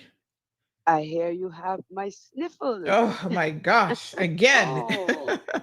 Oh, girl, I hope it's only your sinuses. You don't want it to be the stinking nasty flu. Yeah, I'm not even sure yet. Yeah, that's the thing. It kind of creeps up and sneaks up on you. Anyway, first and foremost, let me say, I don't know anything about voting on your barcode, but you can put in like 4 no's for me, okay? Let me just know would be the correct answer. The question is, should they stop? Okay, so put in like 4 no's for me, please. All right. Well, you have to vote for yourself. So what I'm going to do is on WhatsApp, I'm going to send you the link. 4 somebodies can scan in 4 no's for me. Anyone out there? I'm going to send you the link so you can forward it to as many people as you want to vote. Yes. So listen to me now, Sandra, on a serious note. Yes. I have a couple of little short questions to ask. But on a serious note,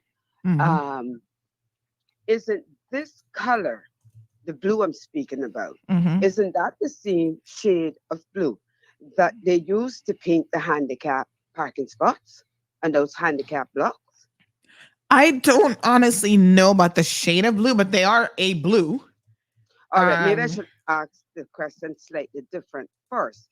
I mean, for as long as I've lived in Cayman, and I've only lived in Cayman, I've always known yes, I'm speaking about now the road paintings. Yes. I've only known them to be 2 colors. And that was this golden, what I call sunflower yellow, and this blue. Not saying it's the exact shade of blue, because, you know, paints are mixed, and sometimes you order your paint and it comes out slightly different. So I won't swear to say that, you know, it is. Yeah, someone says it's a darker blue, but they said in their okay. mind they don't really think it's even a relevant question because not your question, but the government, what the government's saying. The point I'm trying to make here is that this paint existed long before any kind of party politics came into play. And I'm going to say something else that might surprise a lot of people. I wasn't even aware that the PAC government had a color. Anyway, or that they had one. Let's stop right there. But I just want to say that whether this is the exact shade of the official road colors, that shouldn't really matter. Yes. What I think should be concentrated on is the fact that this woman is putting this kind of effort into her community. Sorry. And I meant to ask you, these people helping her, these young people, these are all volunteers? Yes, yes, people are volunteering. Okay, all right, there we go. And so she has spearheaded this project, brought in young people who are helping her. Now, are they going to sit down and argue about what she's doing rather than complimenting the effort that she's put into this and bringing young people in to put in their good time and strength to good use rather than going out there and getting themselves in trouble because they don't have anything to do.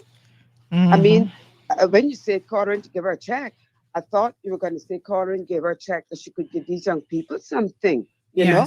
Yeah. You see, this is why I keep saying, these people, they keep setting Caymanians up for failure. The only future they see for Caymanians, and I don't care what scale of what's the Richter scale you're on, up there or down there, you're not exempt from it. But the only future that they have for any Caymanian is doomsday. People, wake up, please. This is not even, in my opinion, not even a call that was made by any government member or elected member, I should say. Think about. So you think that a civil servant actually just made this decision on their own? You think that this decision comes solely from Tristan Heights?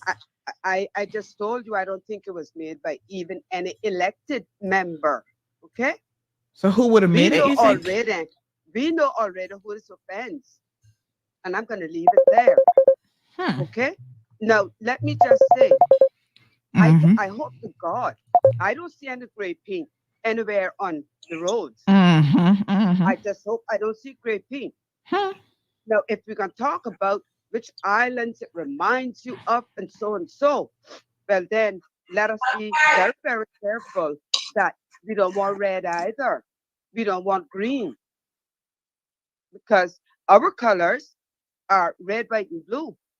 So if they don't want teal blue or this color blue, I'm not going to put a name on it, but this shade of blue, well, then put the navy blue, which is one of the national colors, and then trim it with white. But it's nothing wrong with these colors. They're beautiful. And it's what I have seen from the time cement on the road came into existence. From the time they started putting I think you call them those parking blocks, you know, like when you're going to a parking space, you got this thing in the front of you. From the time I saw them being painted, they were of the shade of yellow. And if my memory serves me correctly, when those handicap parking spots are painted, it's this shade of blue or something very similar. So I don't know who's belly aching. I mean, I know who's belly aching about it. I just can't imagine they could be this low and petty about it. You need to leave Caymanians alone. You need to leave our elders alone. Let them train our young people, show them the way of life. Let them continue to carry on our Cayman traditions. We are sick and we are tired of all of you coming here and trying to tell us even how we can wake up in the mornings and get out of bed, much less breathe. I am going to say what Al Sharpton said. Get up off our necks. We need to breathe now. Good morning, Sandra. Thank you so much. All right, folks, 936-2626. Somebody's saying to please get the ministers on the phone because they want to hear officially what their position is. Now, I'm sorry, but whether you like the colors or not, the question really here is who would have authorized this decision? Ms. Brenda seems to think, I think, based on what she's saying, that this would not have been a directive coming from any of our people. I hate to tell Ms. Brenda, but who else would be making this decision? Who else cares about party politics in this country taking a foothold other than us as Caymanians? Miss Amelia, good morning. Good morning, honey child in Cayman. Hope all is well. Morning.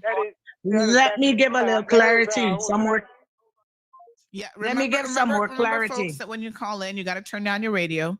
Otherwise, we get a lot of feedback. Go ahead, caller. Okay. According to Tristan Heights, it is not in the road code. It's against the road code colors, and it's government color.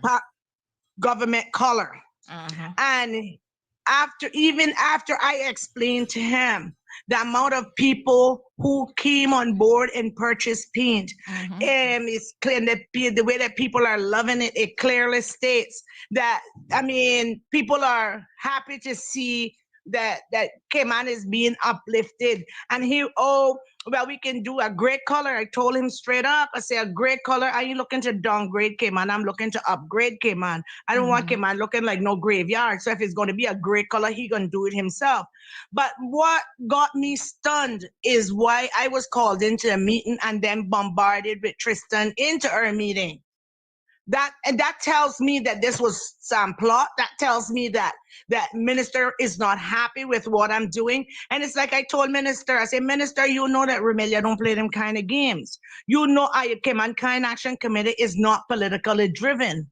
You know, and what makes it so hard for me to understand is that I gave this idea to the beautification board to let us do this as a beautification movement.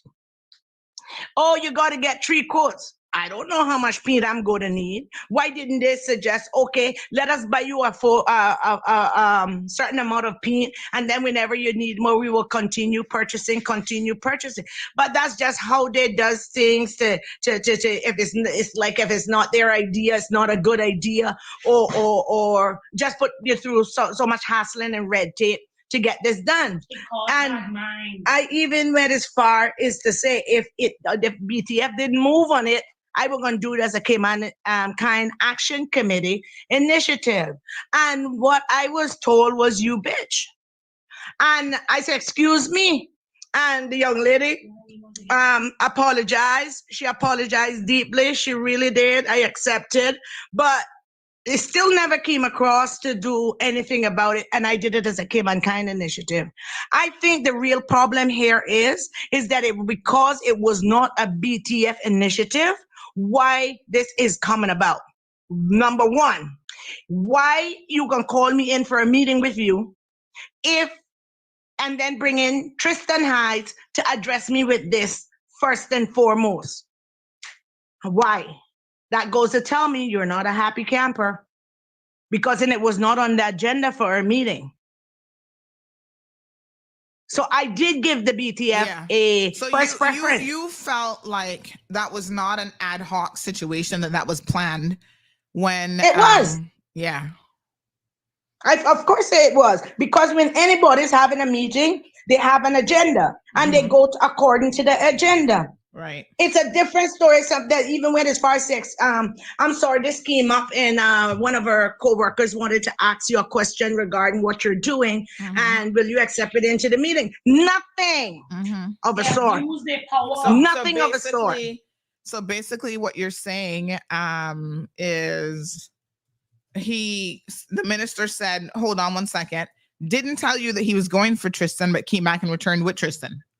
Came back and returned with Tristan Heights. And can it know better? So we're going to call the minister this morning to see, what his side is. We like to get all sides here. So let's give him a call here this morning. I really would like to see the people of the Cayman Islands voice their opinion and say, yes, it's a beautiful color. Let's stick with it. And this is what should happen, because then I don't feel comfortable. Because Tristan even wanted to go off on green. But I said, when he come back with that, I said, well, green is unique. Amelia, 1 second. We have the minister on the line.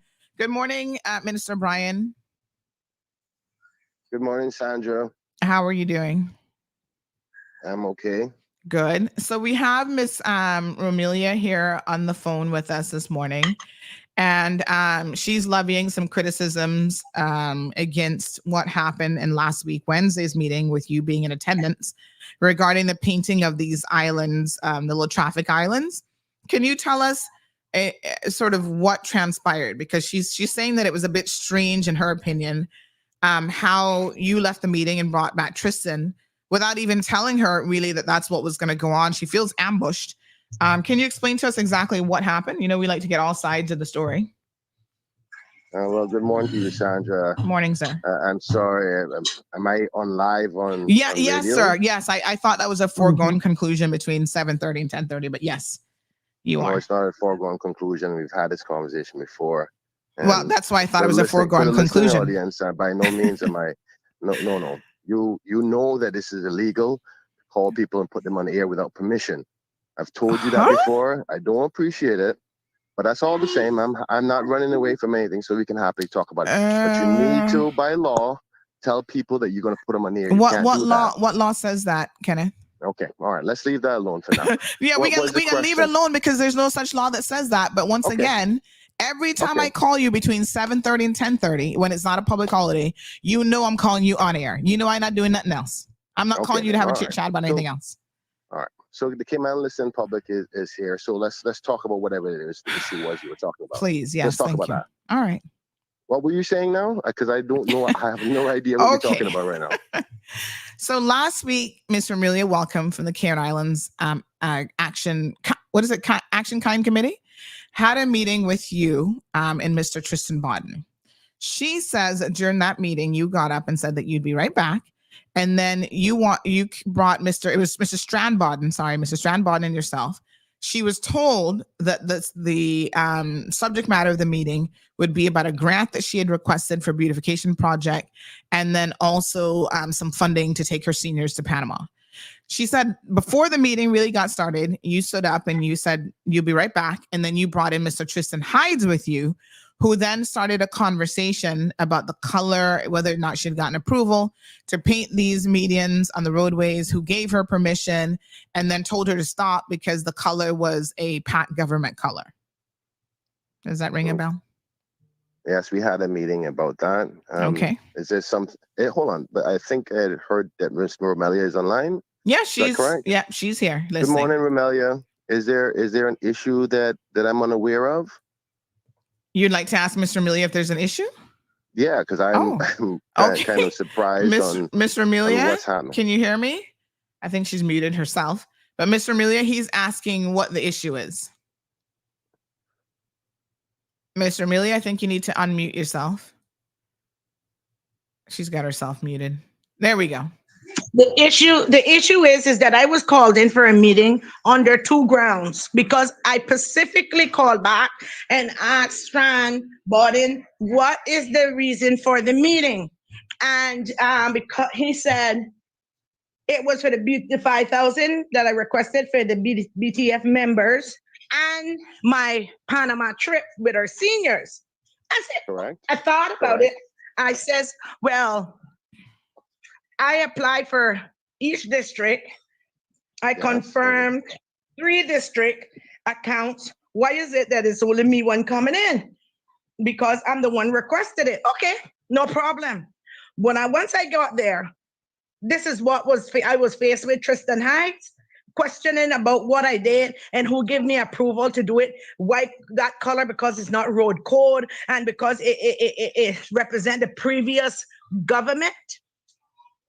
That was Mr. Romelia, is there something that you have an issue with me as minister with? I'm still confused because I thought because my issue with you is that I was called in under that pretense and bombarded with Tristan. That tells me that you had a play in this. That tells me that you're not happy which I specifically said to you, Minister, bear in mind, I came to the BTF and I asked the BTF, let's do this as a BTF initiative. Mm-hmm. I paid, not 1 ounce of mine was paid to me. Now, I feel now because I went and did it as a Cayman Kind Action Committee movement, that you guys are not happy with that. The color does not represent handicap. It does not, it is teal. It is not blue. It is teal. Now, why am I being stopped from doing this when it's something to, remember, I'm a part of the Cayman Islands. I'm a Caymanian. Mm-hmm. And I have all rights to say I want to do something for my island and beautify my island, even though I got the permission that you saw.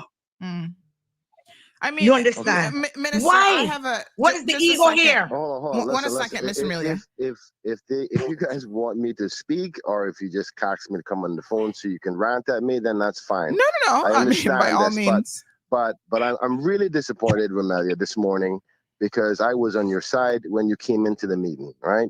you work under a board that falls under my ministry, right? Under the ministry I was allocated to constitutionally. You were planned to come in to have a meeting. They wanted to discuss with you from an NRA perspective, but you fall under a board with me, right? So they wanted to speak to you about that. That's what you came for. We dealt with your matters under my ministry. There's nothing wrong with the ministry for planning our roads that wants to speak to you about something you're doing on the road. The deputy chief officer wanted to speak to you. My question is, why wasn't it on the agenda, Minister? Miss Romelia, because it happened the same day. It happened the same day. I am saddened that you think that I was ambushing you. Matter of fact, I stood there and defended your position. I said, did you get email permission? You showed it to me. I showed it to the deputy chief officer. I said, you cannot accuse this woman of doing anything wrong when the director of roads gave you permission. Did I not do that? Yes, you did. Okay, yes, so you did. Why am I now being exposed or not trying to be exposed? Let me clarify that. On public radio, when I defended you, I said, listen, this woman is trying to beautify our country. She's doing the role I hired her for or appointed her for to beautify this country. And now you're saying that she's painting it wrong. I said, did she ask for permission? She approved the email. So what is the issue? Now, well, if NRA had, hold on one second, please, because I don't think it's fair that you're talking about ambushing her. I feel like I'm being ambushed this morning, right? I defended Miss Romelia.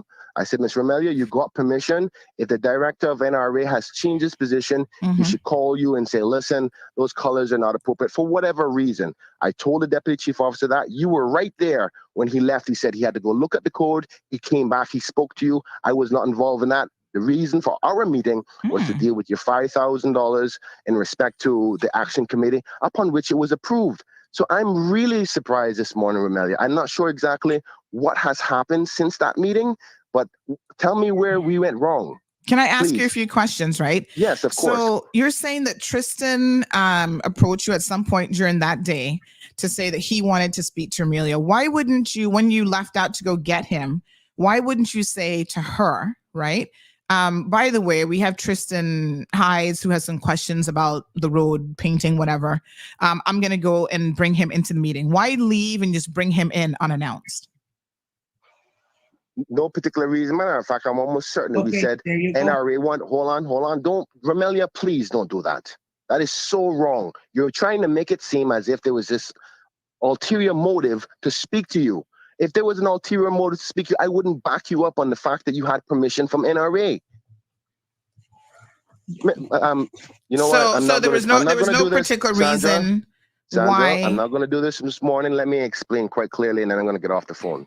Right? Miss Romelia does a beautiful job. I'm proud of her. She's a fighter in respect to beautifying this country. Right? But there's rules. As long as you follow the rules, I'm fine. I try to support her in every way I can, as long as I can make sure I can pass the audit test, so the Auditor General isn't coming after me. Every time she has an issue, she wants to do something as a part of the beautification, I said, pass it by my chief officer. If I can get it audited and it's clean, we're good to go. Same thing with the request for the $5,000 and anything else that she does. Now, for her to try to make it seem like I'm caught up in some scheme to undermine her is quite sad this morning, to be honest with you, right? I've never said to her to stop doing the painting. Matter of fact, based on her request, I said I would approve monies to each nonprofit organization in the efforts for beautification. Ms. Romelia, can you approve or acknowledge that so the public can listen? Yes, you did. Just a second, Amelia. When Tristan said that he had an issue with it because I mean, you said he had to even go check the road code, which speaks to me. That says to me that Tristan was not even prepared for that meeting. He was just grabbing straws. Why is the conversation with me this morning? I'm surprised. Is it because I'm the only one who's willing to talk to the media? Well, I mean, that's always a good thing, isn't it? But you were actually there. Because you were the only minister there. So did you say to him when he mentioned, oh, these are packed colors, aside from the fact that she had permission, did you say to him, Tristan, why would you say that? Because civil servants are not supposed to get involved in politics. So if he's saying, oh, this is a packed color, so you have to stop as one of the reasons, why wouldn't you say to him, no, Tristan, that's not right? Because the civil servant. No. I said, did she get approval? Which is most important. Once you get approval from those who have the authority to give the approval, that's all that matters to me. I'm not gonna get caught up in the politics. She showed the email where the director gave her approval. I said to Tristan, your director of NRA gave approval. So what is the issue? And now I'm here. I was defending her. Now I'm being proposed as to be setting up Miss Romelia. I am really disappointed this morning. I don't know what has transpired, but if you think there's something towards going on, it ain't Kenneth Bryan that's doing it. Matter of fact, I'm the one who has been supporting you from the very start. When many others didn't want to support you, I've been supporting you. So I'm saddened this morning. I'm going to leave it there. If you have any other concerns, you can call the planning ministry and the deputy chief officer. Okay. God bless you all, and God bless the Cayman Islands. Thank you. All right. But I mean, the planning ministry wasn't there. The deputy chief officer, which is Tristan, was there. So to be very, very clear, we want to, like I said, given an opportunity to get the story from all sides, we wanted to speak to the minister who was actually there. And so, someone is saying that you jump to conclusions, Miss Romelia. I think that the thing, to be quite fair to Miss Romelia, that is off about this is when you are, this just doesn't, when you're in a meeting and you have to leave that meeting to go bring somebody else in, the proper thing to do is you actually introduce who you're bringing in. That is why she's saying that she's feeling ambushed. You don't just bring in even somebody. Sandy, if he learned that it would do it that day, why didn't he had his chief officer prepared me to call me and say, well, Ms. Romelia, something else come up on the agenda? It makes me feel that because it's not a BTF movement, why I'm being ambushed here. But which is silly. It is silly because at the end of the day, it doesn't matter who get the praise or the glory. It doesn't matter. Once the work gets done and Cayman looks beautiful is all I'm interested in and cares about. And it's not only with painting that I'm involved with, it's getting rid of derelict vehicles and cleaning our communities as well. But the bottom line is getting Cayman beautified and clean. So what does it matter if it's a woman who's spearheading it or who had the guts to come out and get something done? Does it matter? Let's hear from another. Because I'm a woman. Let's hear from another caller. Good morning, caller. Welcome to the program. Good morning, Sandy. Morning, dear. Interesting subject. I was looking at all the places where they painted, and I think they're doing a great job. They're doing a wonderful job. And I would like to donate 5 gallons of the blue to this project. Well, they've told her to stop now, so she doesn't stop. I don't know exactly what they would do, but she can call me at 916-0754 whenever they start it again, and I'll be more than happy to donate 5 gallons to that blue. Thank you so much. And to be quite clear now, Ms. Romelia had actually spoken to the beautification committee about doing it, and they basically, you said they were telling you all the red tape because there's government involved in doing it. So that's why you took it on as your own project under initiative. Under your own community. Yeah. So I think that's important to keep in mind. I mean, the minister says that he's feeling ambushed this morning.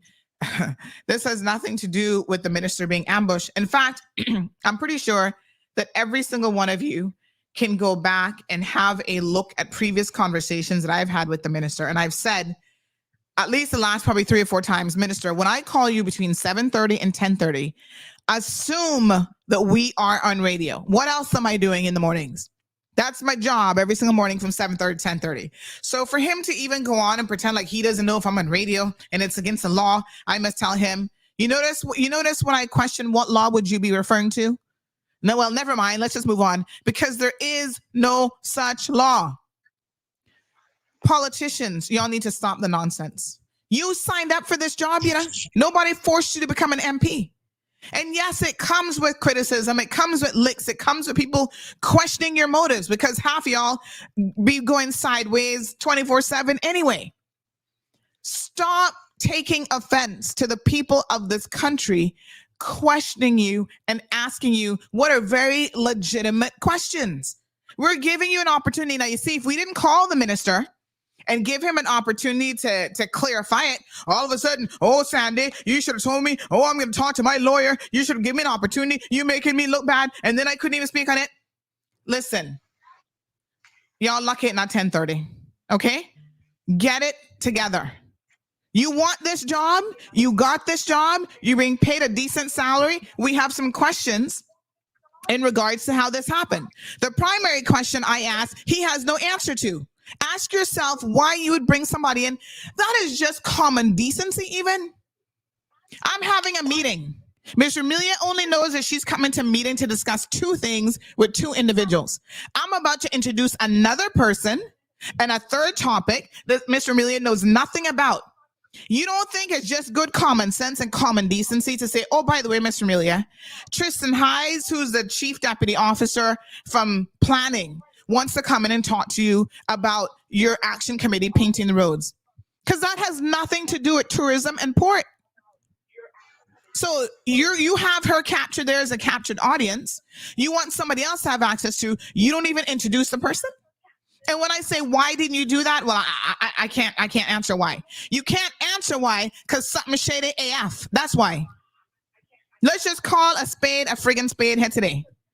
Because to me, that's a very simple thing that most people would do. 99.9% of people can do that. So if you don't do that, I'm saying to you, well, tell me why you didn't do that. Oh, I don't know. Okay, then. Caller, good morning. Good morning. You can blame Miss Juju on this. Lord have mercy. We got blame Juju for everything. Poor her. What a hot mess. Folks, it's a very, very simple question. And the other question is, right, he says, oh, he was defending her. Well, he asked for proof and she provided proof. So of course, yes, she was not going out there on a frolic of her own. She's provided you with said proof. But the thing that's interesting to me is why would you not address Tristan specifically? Not about whether she had permission or not, but why is it that one of the reasons he's giving her is that, oh, it's a pack color blue. Why would you allow him to say that in your presence and not correct him? Caller. Yo, morning, Sandy. Morning. Well, you know, Miss Amelia been doing a great job. All I can say, she's been doing a great job doing what she's doing because a lot of ungrateful people on this island, they do not care about anything until you do it.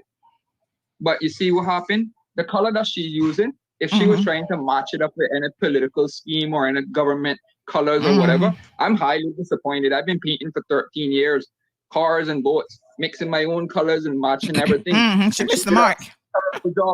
She did a very terrible job. I know, right? To represent any colors for any exactly whatever. It's a foolishness that everybody thinking. You see people too much in their feelings. They're too much in their feelings and ungrateful.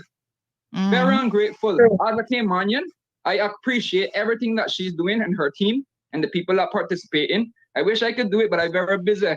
But this Thursday, I'm gonna try my best to see if anything that she's doing that I can help with. Because anybody step up and try to tell me anything, I can tell you what.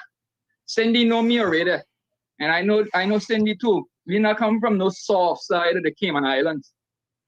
So anybody in their feelings of us doing anything to beautification of our island, they can shove it up where the rear end lets things go. Just to make it seem a little bit safe to say on the public radio. People need to just stop being in their feelings. Simple as that. We're doing something for our island and our island only. We're not doing it for please anybody. It keeps our roads safe, and I can tell you what, if she'd go in any darker color to please anybody, they're gonna be the ones that are gonna be running into those islands. That's it. That's all I can say. Because they have some ungrateful people that they don't deserve any attention. All this whole entire talk right now, it should not even be given any attention.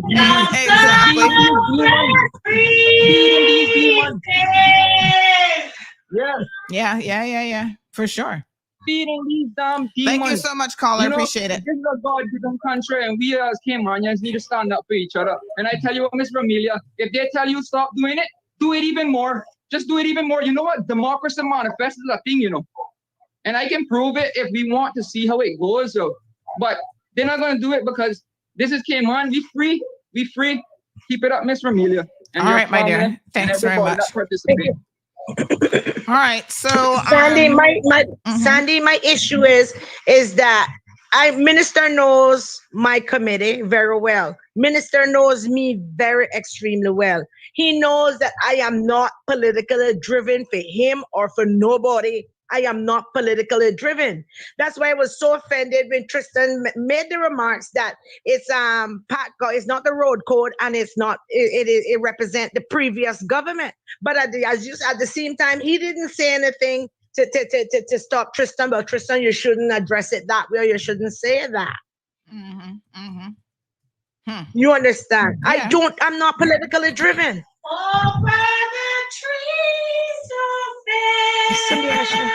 Jesus Lord. It just represents our seed. It just represents the color of our seed. Nothing to do with any form of government movement or political movement. It is the color of our sea, and it's actually brighten up the place, lighten up the place at night. Now people can see that something is there. It's not black and mildew and ugly anymore. All right, let's call the planning minister now, because of course Tristan falls under his ministry. So let's see what he has to say with this situation. So just give me 1 second. Let's see if he's going to answer the phone this morning. Well, I called him. Okay, I called him and he said it's a nice color. He likes it. Well, let's see if he's going to commit to that this morning.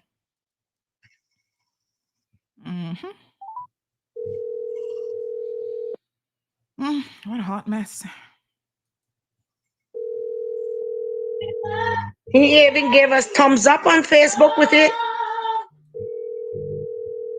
But my thing with it too, if it was the wrong color.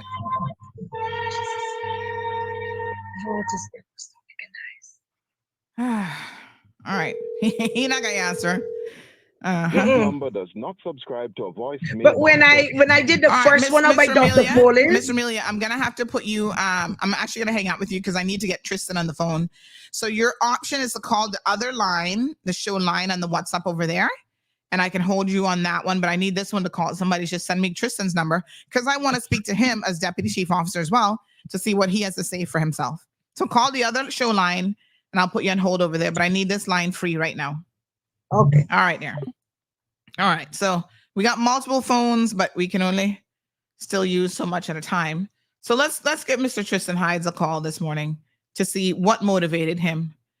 Somebody said, boy, Alejandro talking good this morning. Let's see here. All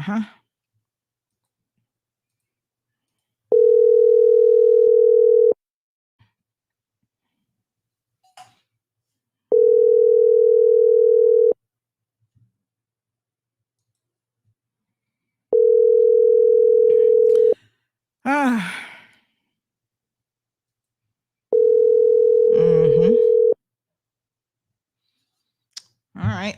He's not answering that one. Do we have a work number for him? 943. They should be at work, right? Okay, let's call work. Not WRC, but WRK. Government number is what? 8900? What's government again? 7900? Oh, Lord. 7900, I think. Can't even remember. Thank you for calling the Cayman Islands government. There we go. If you wish to speak to the operator, please press 0. If you know your party's extension, please enter it now. We don't know it. If you wish to dial by name, please press the pound key. Oh, let's try that. Otherwise, please listen carefully to the following options. Pound. Needs Assessment Unit or Department of Children and Family Services, press 1. District Administration and Land, press 2. District Ministry of Administration. Education, press 3. Customs Department, press 4. Lands and Survey Department, press 5. Office of the Deputy Governor, press 6. General Registry, press 7. Ministry of Finance and Economic Development, press 8. For all other departments, please press 9. All right, hold on. Let's try to do dial by name. Enter the last name of the person you are calling, followed by the first name. Use the telephone keypad to spell the name. Press pound when finished entering name. 0 at any time to exit dial by name. HYDEST.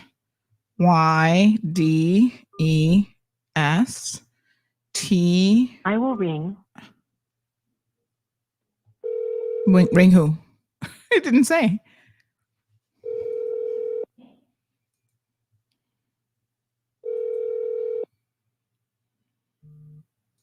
I'm not sure who it's ringing because it didn't say.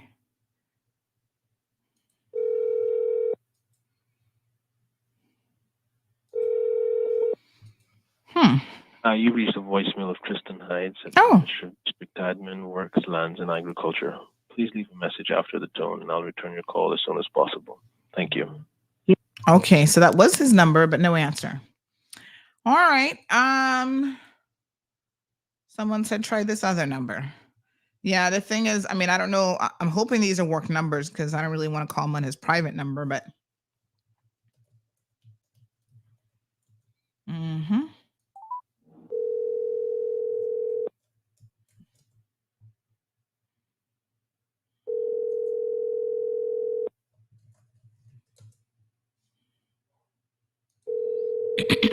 All right, let's get to some comments. Somebody said Kenneth Red told him to answer the phone. So there you go. All right, let's read some of your comments that have been coming in. What a hot mess. Somebody says, so what color was UDP before? Was it green? They were money green.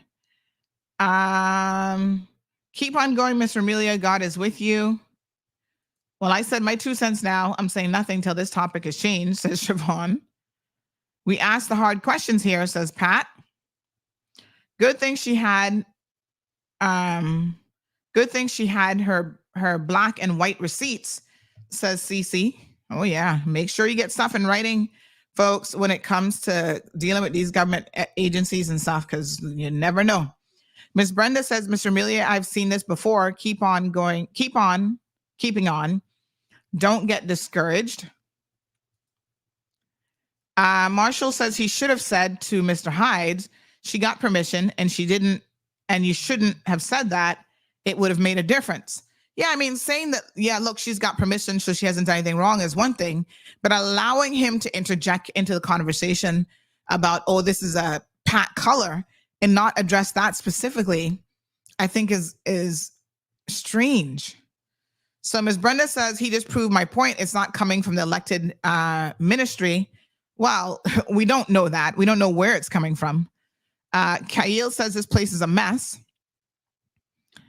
Johan says, why is the minister getting licks for things said and done by senior civil servants? Come on, CMR family. But Johan, if somebody says something like that in your presence, regardless of who it is, would you, again, as minister, not be inclined to say to him that's not the right or appropriate thing to do? And the first lick that he gets has nothing to do with Tristan.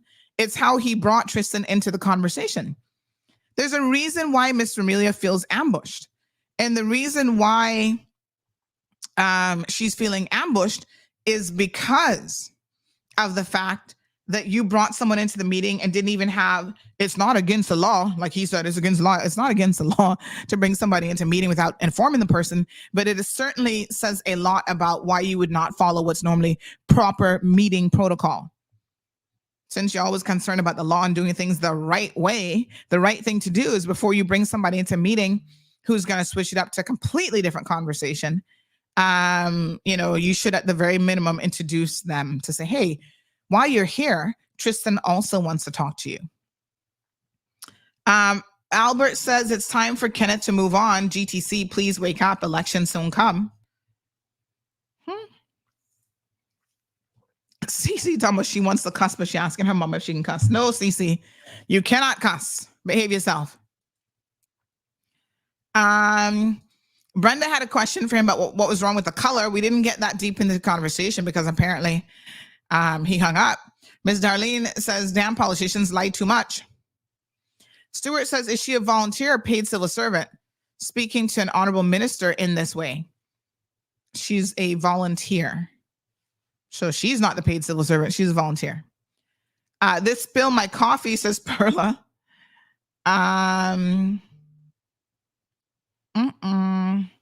Liana says, then KB, you should have take your job as minister and fire Tristan. Well, he doesn't hire, to be clear, he doesn't hire and fire anybody. We have gotten confirmation from Mr. Just asking him the general question about how to file complaints against civil servants. Mr. Eric Bush says, if it's a chief officer or civil servant rather under my ministry, please email me directly or ask the complainant to email me. So I'll send that to Ms. Romelia because yes, she needs to now reach out to Chief Officer Eric. Somebody says, I don't like the colors. You know, I said that for morning. Gray is fine. I not see any country painting their roads uplifted with colors, with flowers. Kenneth, not happy to hear from you. He will never answer you again. These politicians are so hilarious. They only want to call in when it suits them, but question them and they get offended. Question him, yes. Hold them all accountable. But he didn't win his first election by calling in and ambushing Archer. That was the moment that the tide turned in his favor. Good morning, caller. Sandra? Yes, ma'am. I'm so sorry because when I called the first time, I think my brain was kind of frozen because I was so taken aback by even the... Just speak up a little bit for me. You're coming in a little bit low. Okay. Is it better now? Yes. Okay. Like I said, when I called just now, I think my brain was frozen because I was just so taken aback that, you know, someone would have a problem with what Mrs. Romelia is doing. She is a volunteer. She's involving young people in this volunteer service. And to bring her into a meeting, I don't care what the purpose of the meeting was, to say this to her, I think was as low as you can get. Again, I'm going to say there's nothing wrong with the colors that she's using. If I remember correctly, when this subject came up earlier on one of your shows, someone, if it wasn't her, someone said that NRA had approved the colors, or in fact told her the colors that she could use. So if NRA already approved it, what is the problem now? Okay, and again, I don't see anything wrong with the colors. I think what should have been focused on here is the effort she has put into it, and especially in involving young people to volunteer their service. I believe that Minister J.E. Banks is the minister that this would fall under, and perhaps he is the best person to speak on this. Yeah, he's not answering the phone, but yes. Right. I mean, hopefully he knew. I mean, are we saying that one of his employees would have gone into a meeting and done something like this and he wouldn't have a clue? I don't know. I don't know. And sorry, I don't know. And I'm going to reserve my comments on that. But what I would like to say is that the PTF committed there, are they a volunteer service as well, or are they an appointed government committee? Because that's a different kettle of fish. And if Ms. Romelia felt that they were not moving fast enough to get this project done, then instead of shooting her down, if that's where it was coming from, and I'm not saying that because I don't know that, instead of shooting her down, why not join hands with her then and get it done sooner? Also, I wanted to say this because I want to make this very clear. This is nothing new.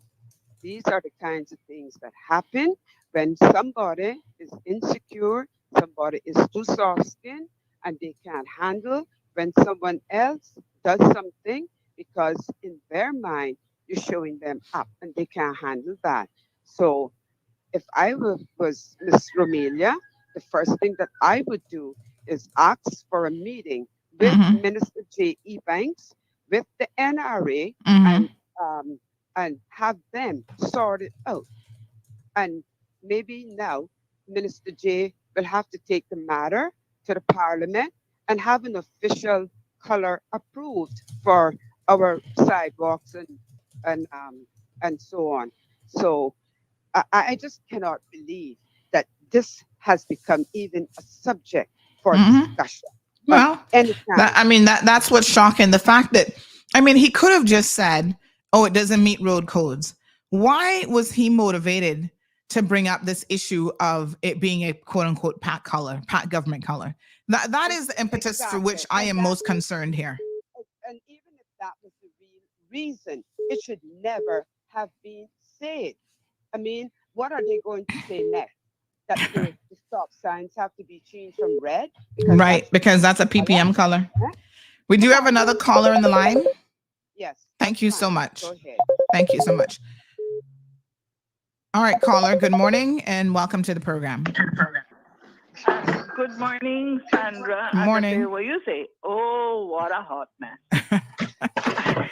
My dear. Yes, I would say the same thing. We have to bring these politicians to know that we voted him there. We expect better. And like Miss Archer just said, if their skin is too thin. But since we're on painting and stuff like that, roads or anything else, now on 7 Mile area, it's too little small round. I wouldn't know they're not roundabouts, but I can tell you where it is. It's in between Galleria Plaza and the Blue Srilanto restaurant. I think that's I saw my areas, wait a minute. We have another caller speaking. 1 second. Yes, go ahead. I can't hear you. Yeah, I'm at the hospital. Huh? No, let me call you back because I don't think you can hear the other caller. So we're actually still trying to listen to another caller. Yeah. All right. Sorry. Okay. Yes. In that area, it is nothing but bush. So if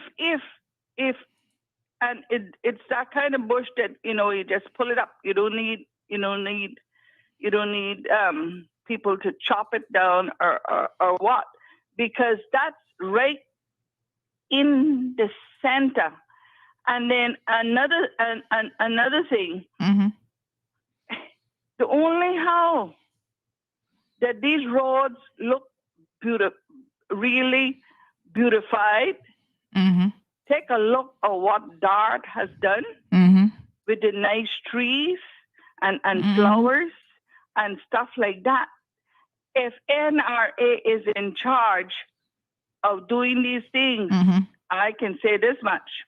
On the West Bay Road needs attention badly.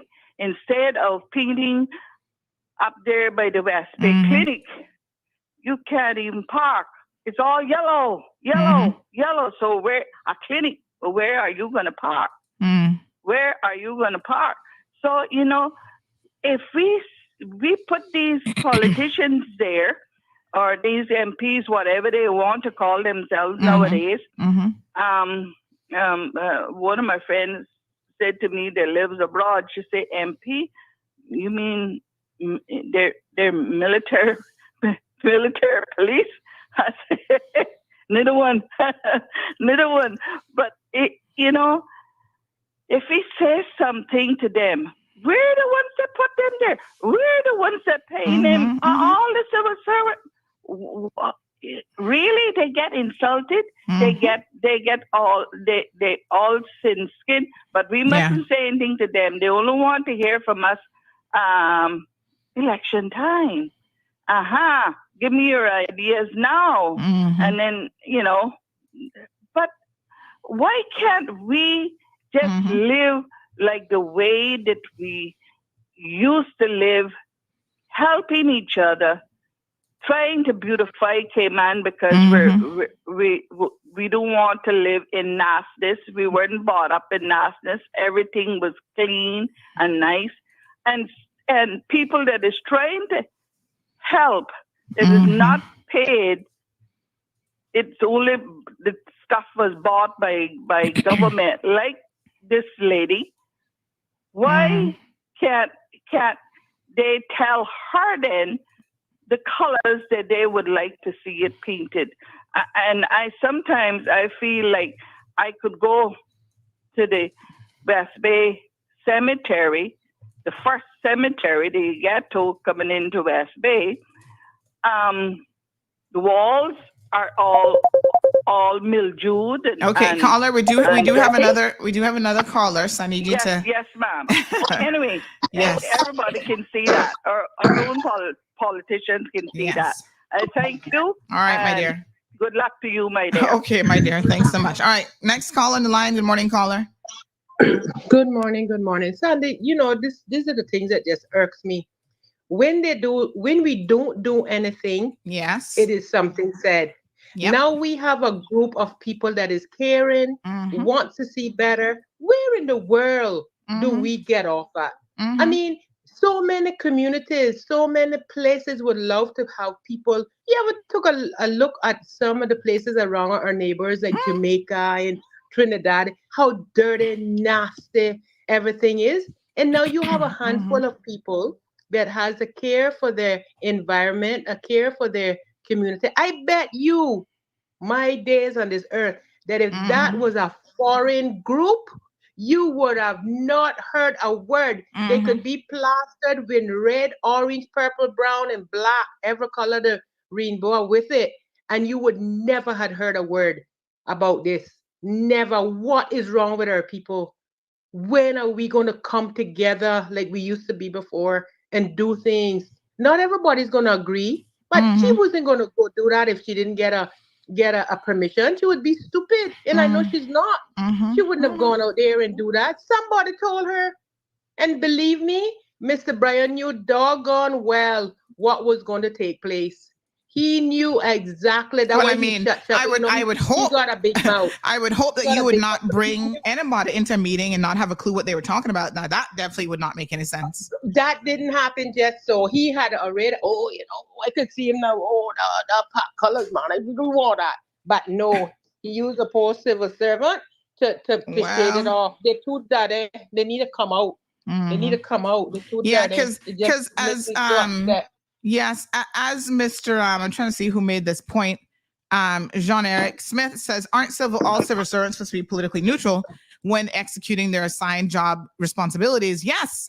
And this is what I said earlier. The fact that he wasn't, and he was able to say that in front of a minister and the minister not address that particular point, to me is very strange. I mean, call me suspicious here. Can't stay on the line. That's why. Anyway, I'm just upset. Okay. Yes, thank you, my dear. Oh, Lord have mercy. I mean, it doesn't make any sense. Something not adding up. Now, let me say this. I can't reveal my source in this situation, but I'm going to share something with you guys, and I'm still seeking some clarification, right? So when I was doing some digging about what transpired, a certain individual who's in a position to know said that we said green at first, but then we were okay with the blue, green, aquamarine, whatever color we're calling it. We don't even know what color it is. As Alejandro said, in the large scheme of things, as it relates to colors, it's not like a blue, it's more like a teal, aquamarine blue, something, whatever color you want to call it. This person says, minister, and this is where I needed to clarify which minister this individual is referring to. This is a civil servant, and they say the following. Minister doesn't like the deep blue color. It's not even a deep blue color. This is where I'm confused. But anyway, minister doesn't like the deep blue color, but from the response I've seen on social media, folks seem to like it. It sounds as if the minister, or if minister, is leaning towards it remaining for now, and then we repaint in a more earth tone color later on. So I'm a little bit confused about this person didn't specify which minister, but there's only two possibilities. And I'm going to tell you why I don't actually think it's even Kenneth Bryan. It's either the Minister of Tourism and Ports, which would be Kenneth Bryan. He has beautification that falls under him. Or it's J.E. Banks, who's a Minister of Roadworks. This person falls under Roadworks. So when this person refers to minister, I'm assuming, it's an assumption, that they're speaking about their minister. Because that would be more logical. If they were talking about another minister, they would have specified that they're talking about minister so-and-so. And they did not do that. Instead, they just said minister. So I believe the person that they're referring to is actually Minister J.E. Banks. And if that is the case, that would then make sense in terms of who gave Tristan the power to go into this meeting that was not even their meeting and start talking about road codes, this, that, and the other thing. The other thing that I find bizarre about this whole situation, did y'all notice what Mr. Amelia said? She said he left the meeting, probably went and made some phone calls and reported back, well, Mr. Amelia has an email from Edward Howard, and this is what, she got permission, blah, blah, blah, blah. It was at the point when he came back that then he started talking about the road codes.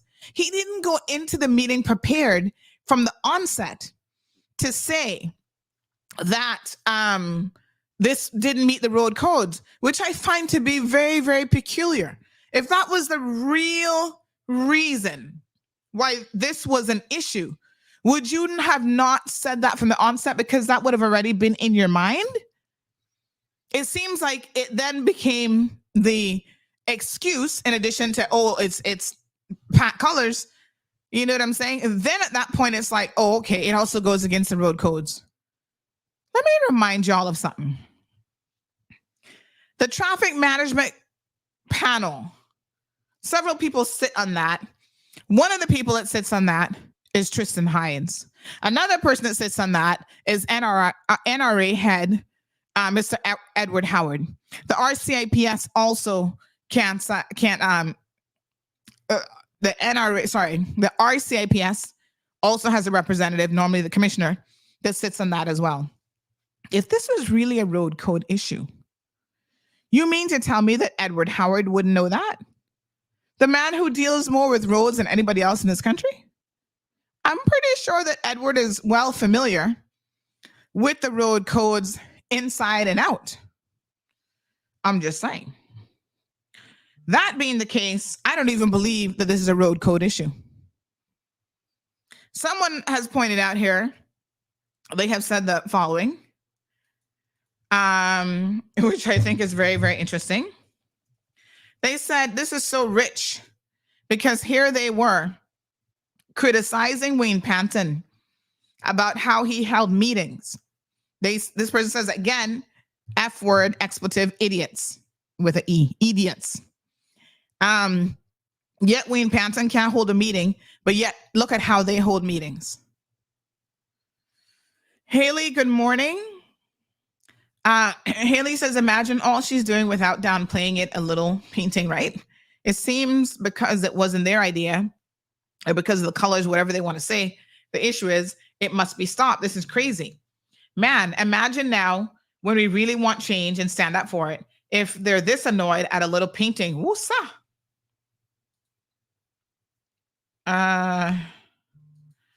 Damien says the median needs cement and painting and the pedestrian crossings needs flashing lights now. Everywhere has cones and orange poles from parking. We do have another caller. She was trying to call in, but there's a lot of background noise. So just give me an opportunity to give her a call back. I think she's in the UK.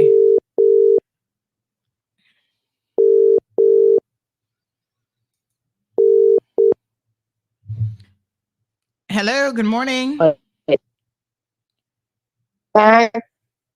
Yes, ma'am. Good morning. morning. I didn't know the show was going on still. Yes, I ma'am. was watching it Every from home morning. coming to the office. Every morning from 7:30 to 10:30. I don't know the time after 12 o'clock here. I don't know no Okay. time. So I'm at the office and now I come on some more tests. So bye till this touch time. All right. You take care now. All right. Love you all at home. Thank you. Okay. All right, folks. Everybody get the memo. Can we all say in unison? 7:30 to 10:30. What are we all doing? Maru, the cold hard truth. Good morning, caller. Andy, that's a bunch of baloney that I ever heard in my life, yo. I never knew that we had a road code, color code type of thing in there. And that reminds me, right, of a Jamaican police officer that pulled me over at 40 miles and I was saying that I driving slow in a fast lane because I was blocking him. That just reminds me of that, yo. You can't make it up. If that's the case, and we need to get more earth tone colors, I would tell everybody that has blue and red cars, get off the road. I'm sorry. Like we can't accept foolishness no more on this island. If they feel like we have to have more earth tone colors on the road, get off the road. If they have blue and red, green, yellow, white, whatever colors it is, try put them cars black or brown. Black or brown. That's it. And we don't want no lights neither because they're yellow and white. We don't want the blue lights. We don't want the red light. We be complaining so much. We don't want too much things. That's the problem we have on this island, bro. Anything that we can talk about, right? Boy, trust me. Yep. All right, my dear. Thank you very much. A few more comments coming in. Let me grab some of these. You know, I know some people are saying, Sandy, don't we have more important topics to talk about? Listen, we have a lot of important topics to talk about. We talk about them every single day. But don't think for 1 second that you can let something like this, which really demonstrates a much bigger, important issue, to go unaddressed. Y'all understand? Those of you who are saying, I'm tired of this conversation. Why are we talking about this?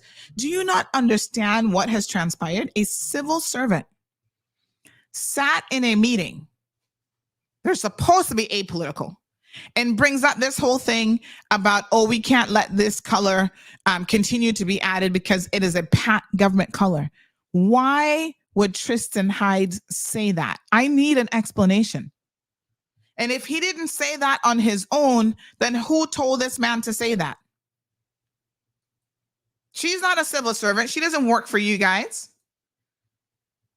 Also, the very bizarre thing about it, again, he sits on the traffic management committee. You mean to tell me that if Mr. Edward gave permission, he would not have informed the traffic management committee? So they didn't even know the left hand, don't know what the left finger doing?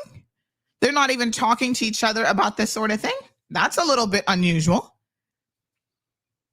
And if you have a question about the painting of the roads, why are you calling in Miss Amelia? Why didn't you call Mr. Edward? I'm sure he would have told you himself, which I'm sure he did. Not speaking, to him or anything, but this sounds very, very bizarre to me that Mr. Edward would not have been in communication with Tristan, another senior civil servant? The minute NRA falls under that ministry. You have any question about what's going on the roadway, somebody painting somebody, the first thing you do is contact the NRA.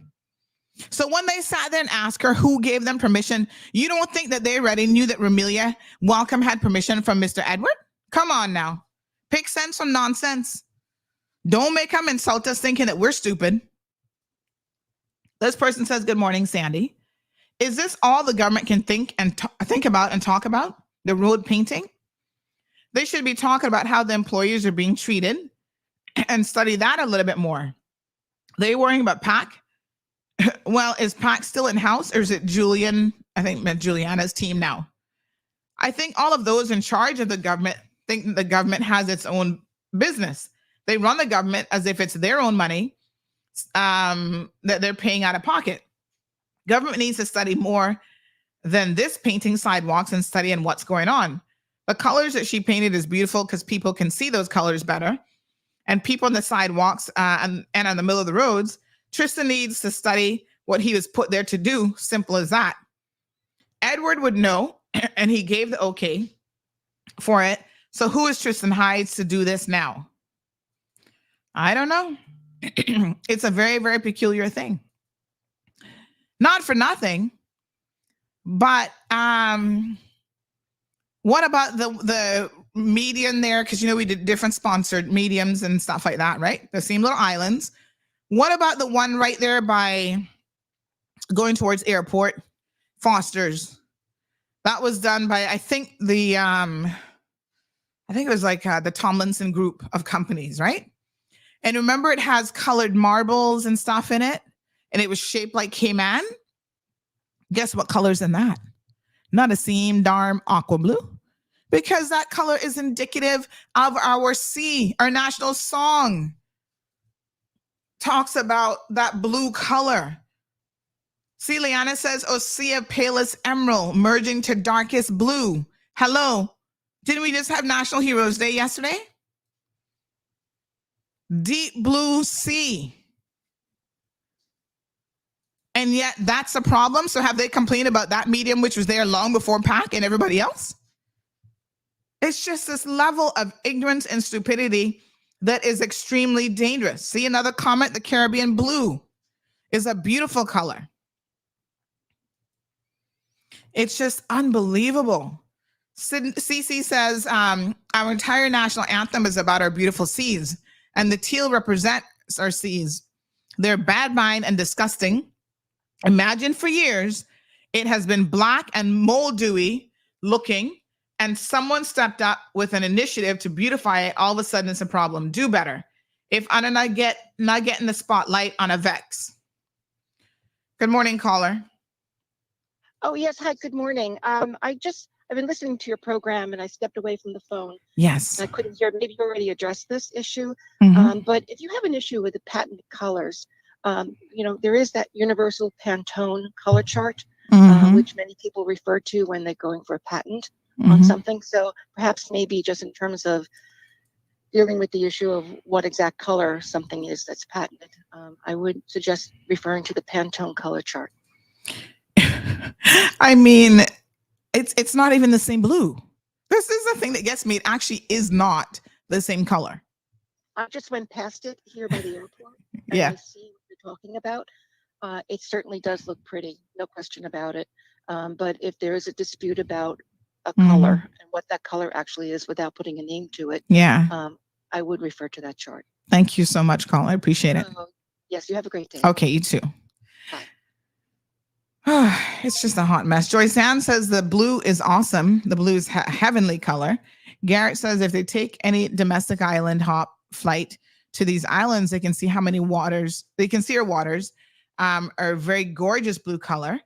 I never see that in the other places in the world that I've been. Well, we don't have an exclusive on ocean blue now, Gareth. Yes, it's something that is seen all over the world. Just depends on where you are. But yes, the Caribbean blue sea is amazing and it's gorgeous. And, so Karen says they were supposed to take up their concerns with the NRA who gave permission, not the civil servant. But she's not a civil servant. She's a community leader, right? She's doing well in the community. Blue is also mentioned in her national song. It's the color of the ocean. Wow, this is sad. Yeah, so she's not a civil servant. This is what I'm telling you. She's just a community advocate, community worker. So I don't even know why they're having this conversation with her. The same way that they addressed it in an email and gave her permission. If they wanted to revoke the permission, in my mind, it should have came from Mr. Edward in an email form and saying, oh, we're no longer going to allow. It's just stupid. And how bad can it be, by the way? Stick a pin, pick a little sense from nonsense.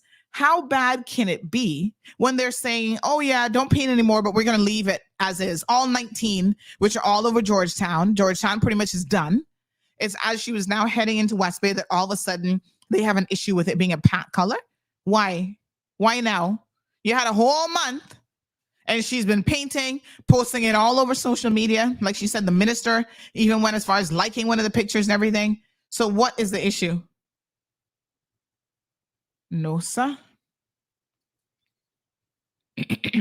Y'all not easy.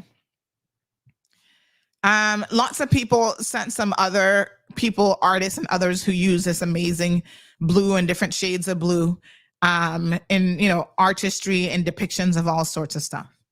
Jackie says this whole color business is crazy. Maybe we should have district colors. Then we could color by nationalities. They must wear their colors. We could do criminals a different color. Insane. And that's exactly it. Where does it end? Where does the stupidity end? Where does the nonsense end? In my mind, we don't begin it to begin with, right? This is stupid. Do not allow folks ourselves to be divided by color, whether it's skin color, whether it's the color of a tie, party colors. Absolutely none of it makes any sense whatsoever. I'm begging people to please utilize a little bit more common sense in this, because it's not something that is going to end well for us at all. So your votes are in. Continue voting, folks. So far, a resounding 90% of you answer the question, should the government stop the painting of the road islands because the color resembles a political party's colors? 90% of you have actually said no to that question. Good morning, caller.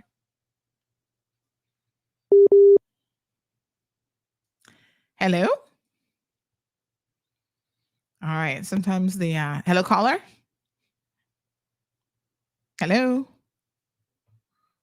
Okay, can't hear you. You can call the regular line if you have any issues with the WhatsApp. Good morning, caller. Good morning. Hi. How are you? Good, thanks. How are you? Good. You know what? I am so tired of the little stuff that we find ourselves having to go through in life. Mm-hmm. You know, all it is sometimes it's just who the person is and all of this that people get up in their feelings and stuff. You know, the worst a person can do something good, and the best a person can do something bad. Plus, what if it was park colors? How many roads? Mr. Linford Pearson have a road named Mr. Linford Pearson because he did something good for Cayman, right? According, they have things named Mr. John McLean. So what if it was park and park time was to shine? I'm just saying. I mean, I don't see where that's their color, but you know, is that really going to cause commotion over an island? We got so many other things in this little place that needs to be taken care of. Don't they see the need for those? They got so many kids that is without. Yeah, their parents on the street sleeping nowhere, and they don't care about those now. If we had put where we put up those kids, you wouldn't hear nobody saying, "Oh, they put up these kids. Why they put up these kids? We're supposed to put them up. It shouldn't be nothing. Nothing that is healing for our land. What Cayman needs right now is healing. We have so many Caymanians that are dying. We're such a small little island, and our own are dying. You know, and sometimes it is from all of the little things like Romelia did this now. Now this could put a strain on her to say, you know, look how I take out what I've done and the effort, because these things takes effort, and you should take it to heart. You feel bad, you know. Listen, let us stop fighting or one another. It doesn't matter if it's pack, it's tuku, chuchu. If they do something good, give them a credit, and if they did something bad, beat them up like you do and tell them what you got to do. But we need to stop this hating, because we are all Caymanians.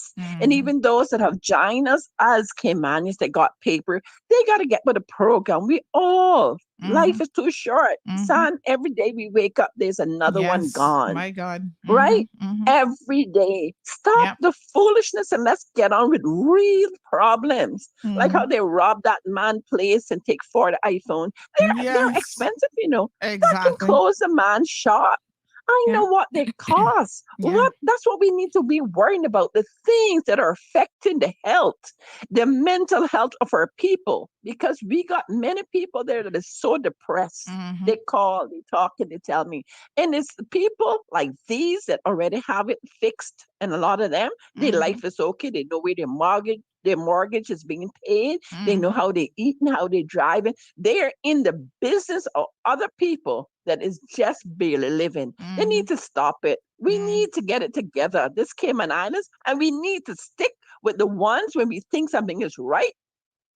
We need to, like you do, say, listen, what is wrong with the color? We don't see. And we need to stand up and say, we don't see anything wrong with the color. It's beautiful.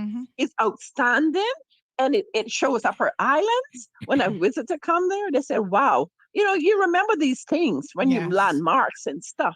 What a beautiful place, little things beautify a place. Absolutely. That's all I got to say. Let's get together. Thank you so much, caller. And thank you for doing what you do. Thank you so much, caller.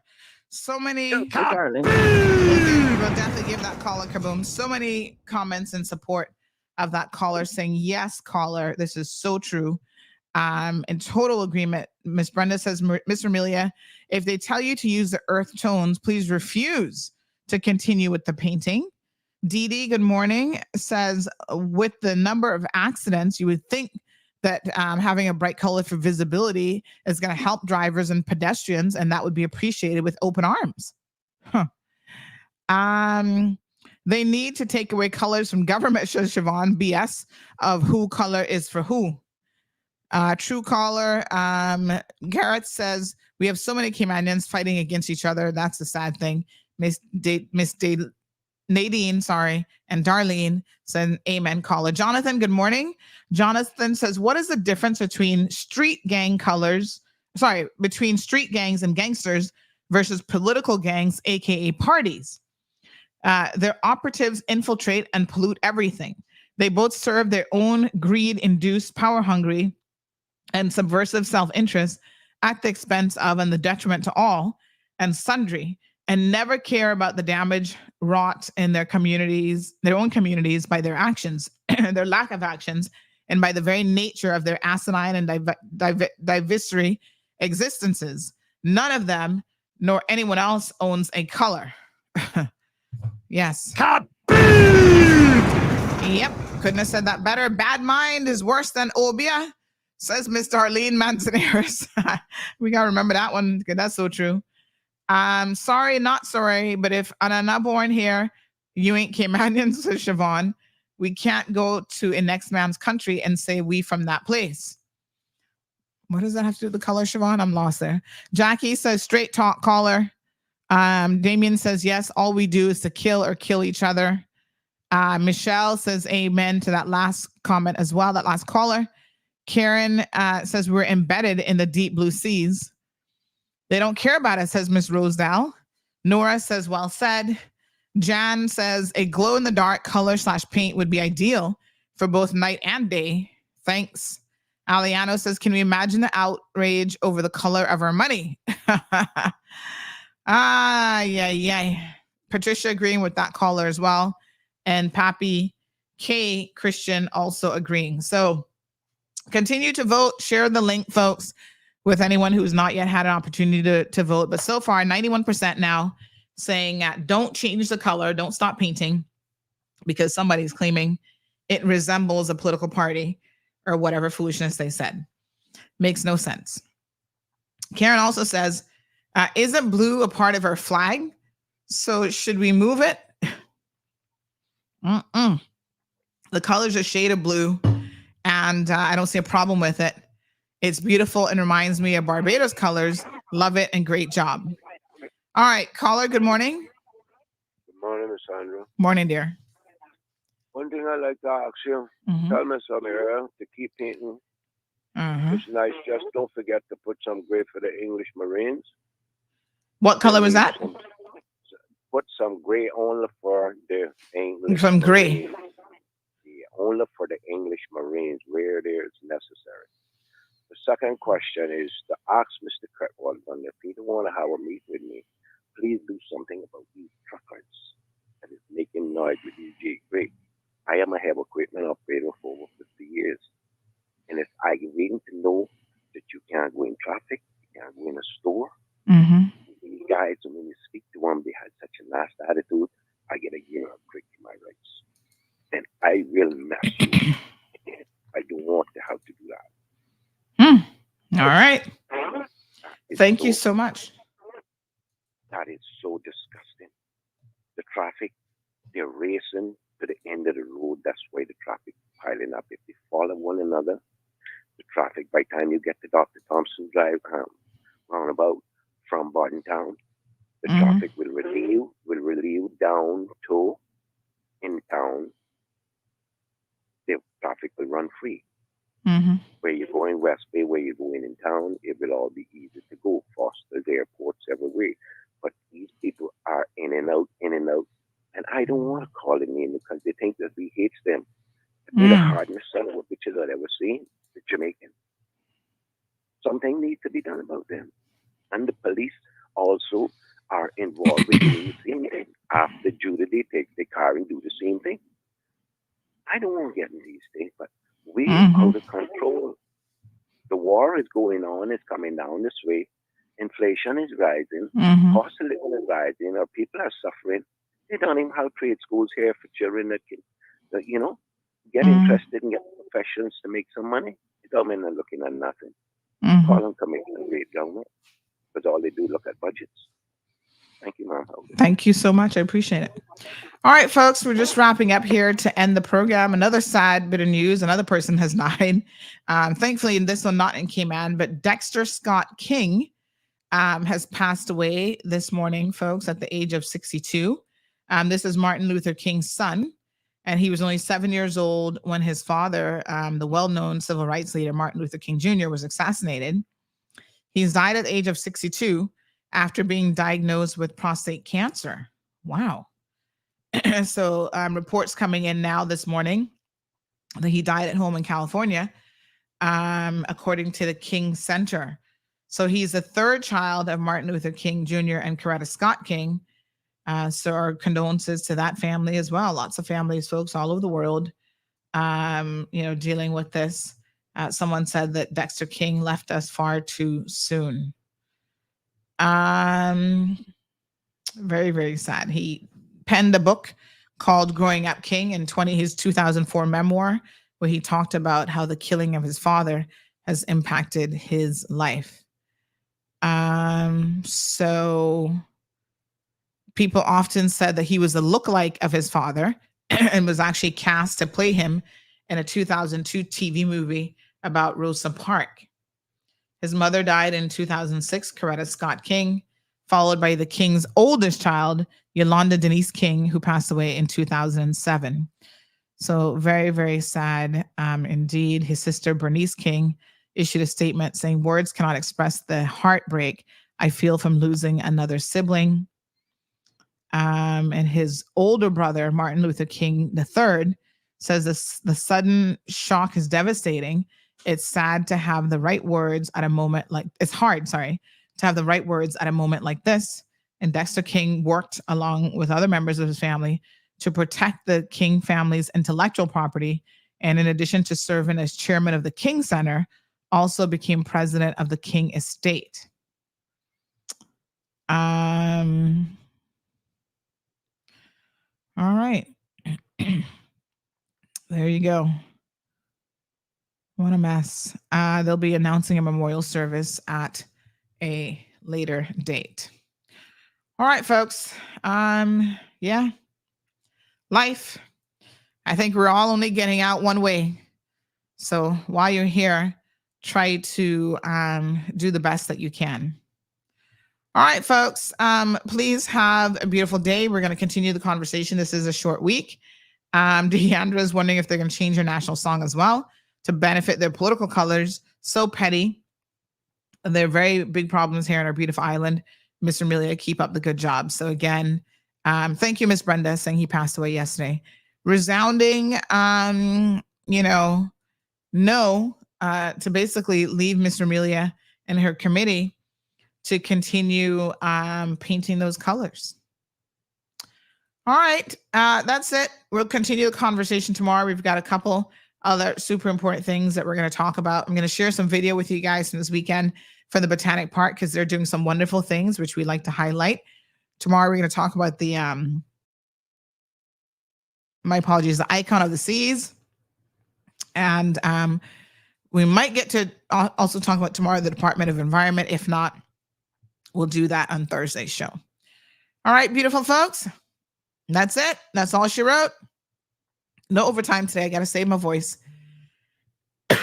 Oh my gosh, sorry. So you guys have a beautiful day, and we will catch up with you tomorrow, Wednesday already. Thank you for tuning in to another episode of The Cold Hard Truth on Bobo 89.1 FM. Cayman's #1 talk show is live weekdays from 7:30 a.m. Never miss an episode again. Watch anytime on CMR's Facebook and YouTube channels for the latest show episodes. Don't forget to follow us online on our social media channels. And visit CaymanMarlRoad.com for all the latest news and community happenings.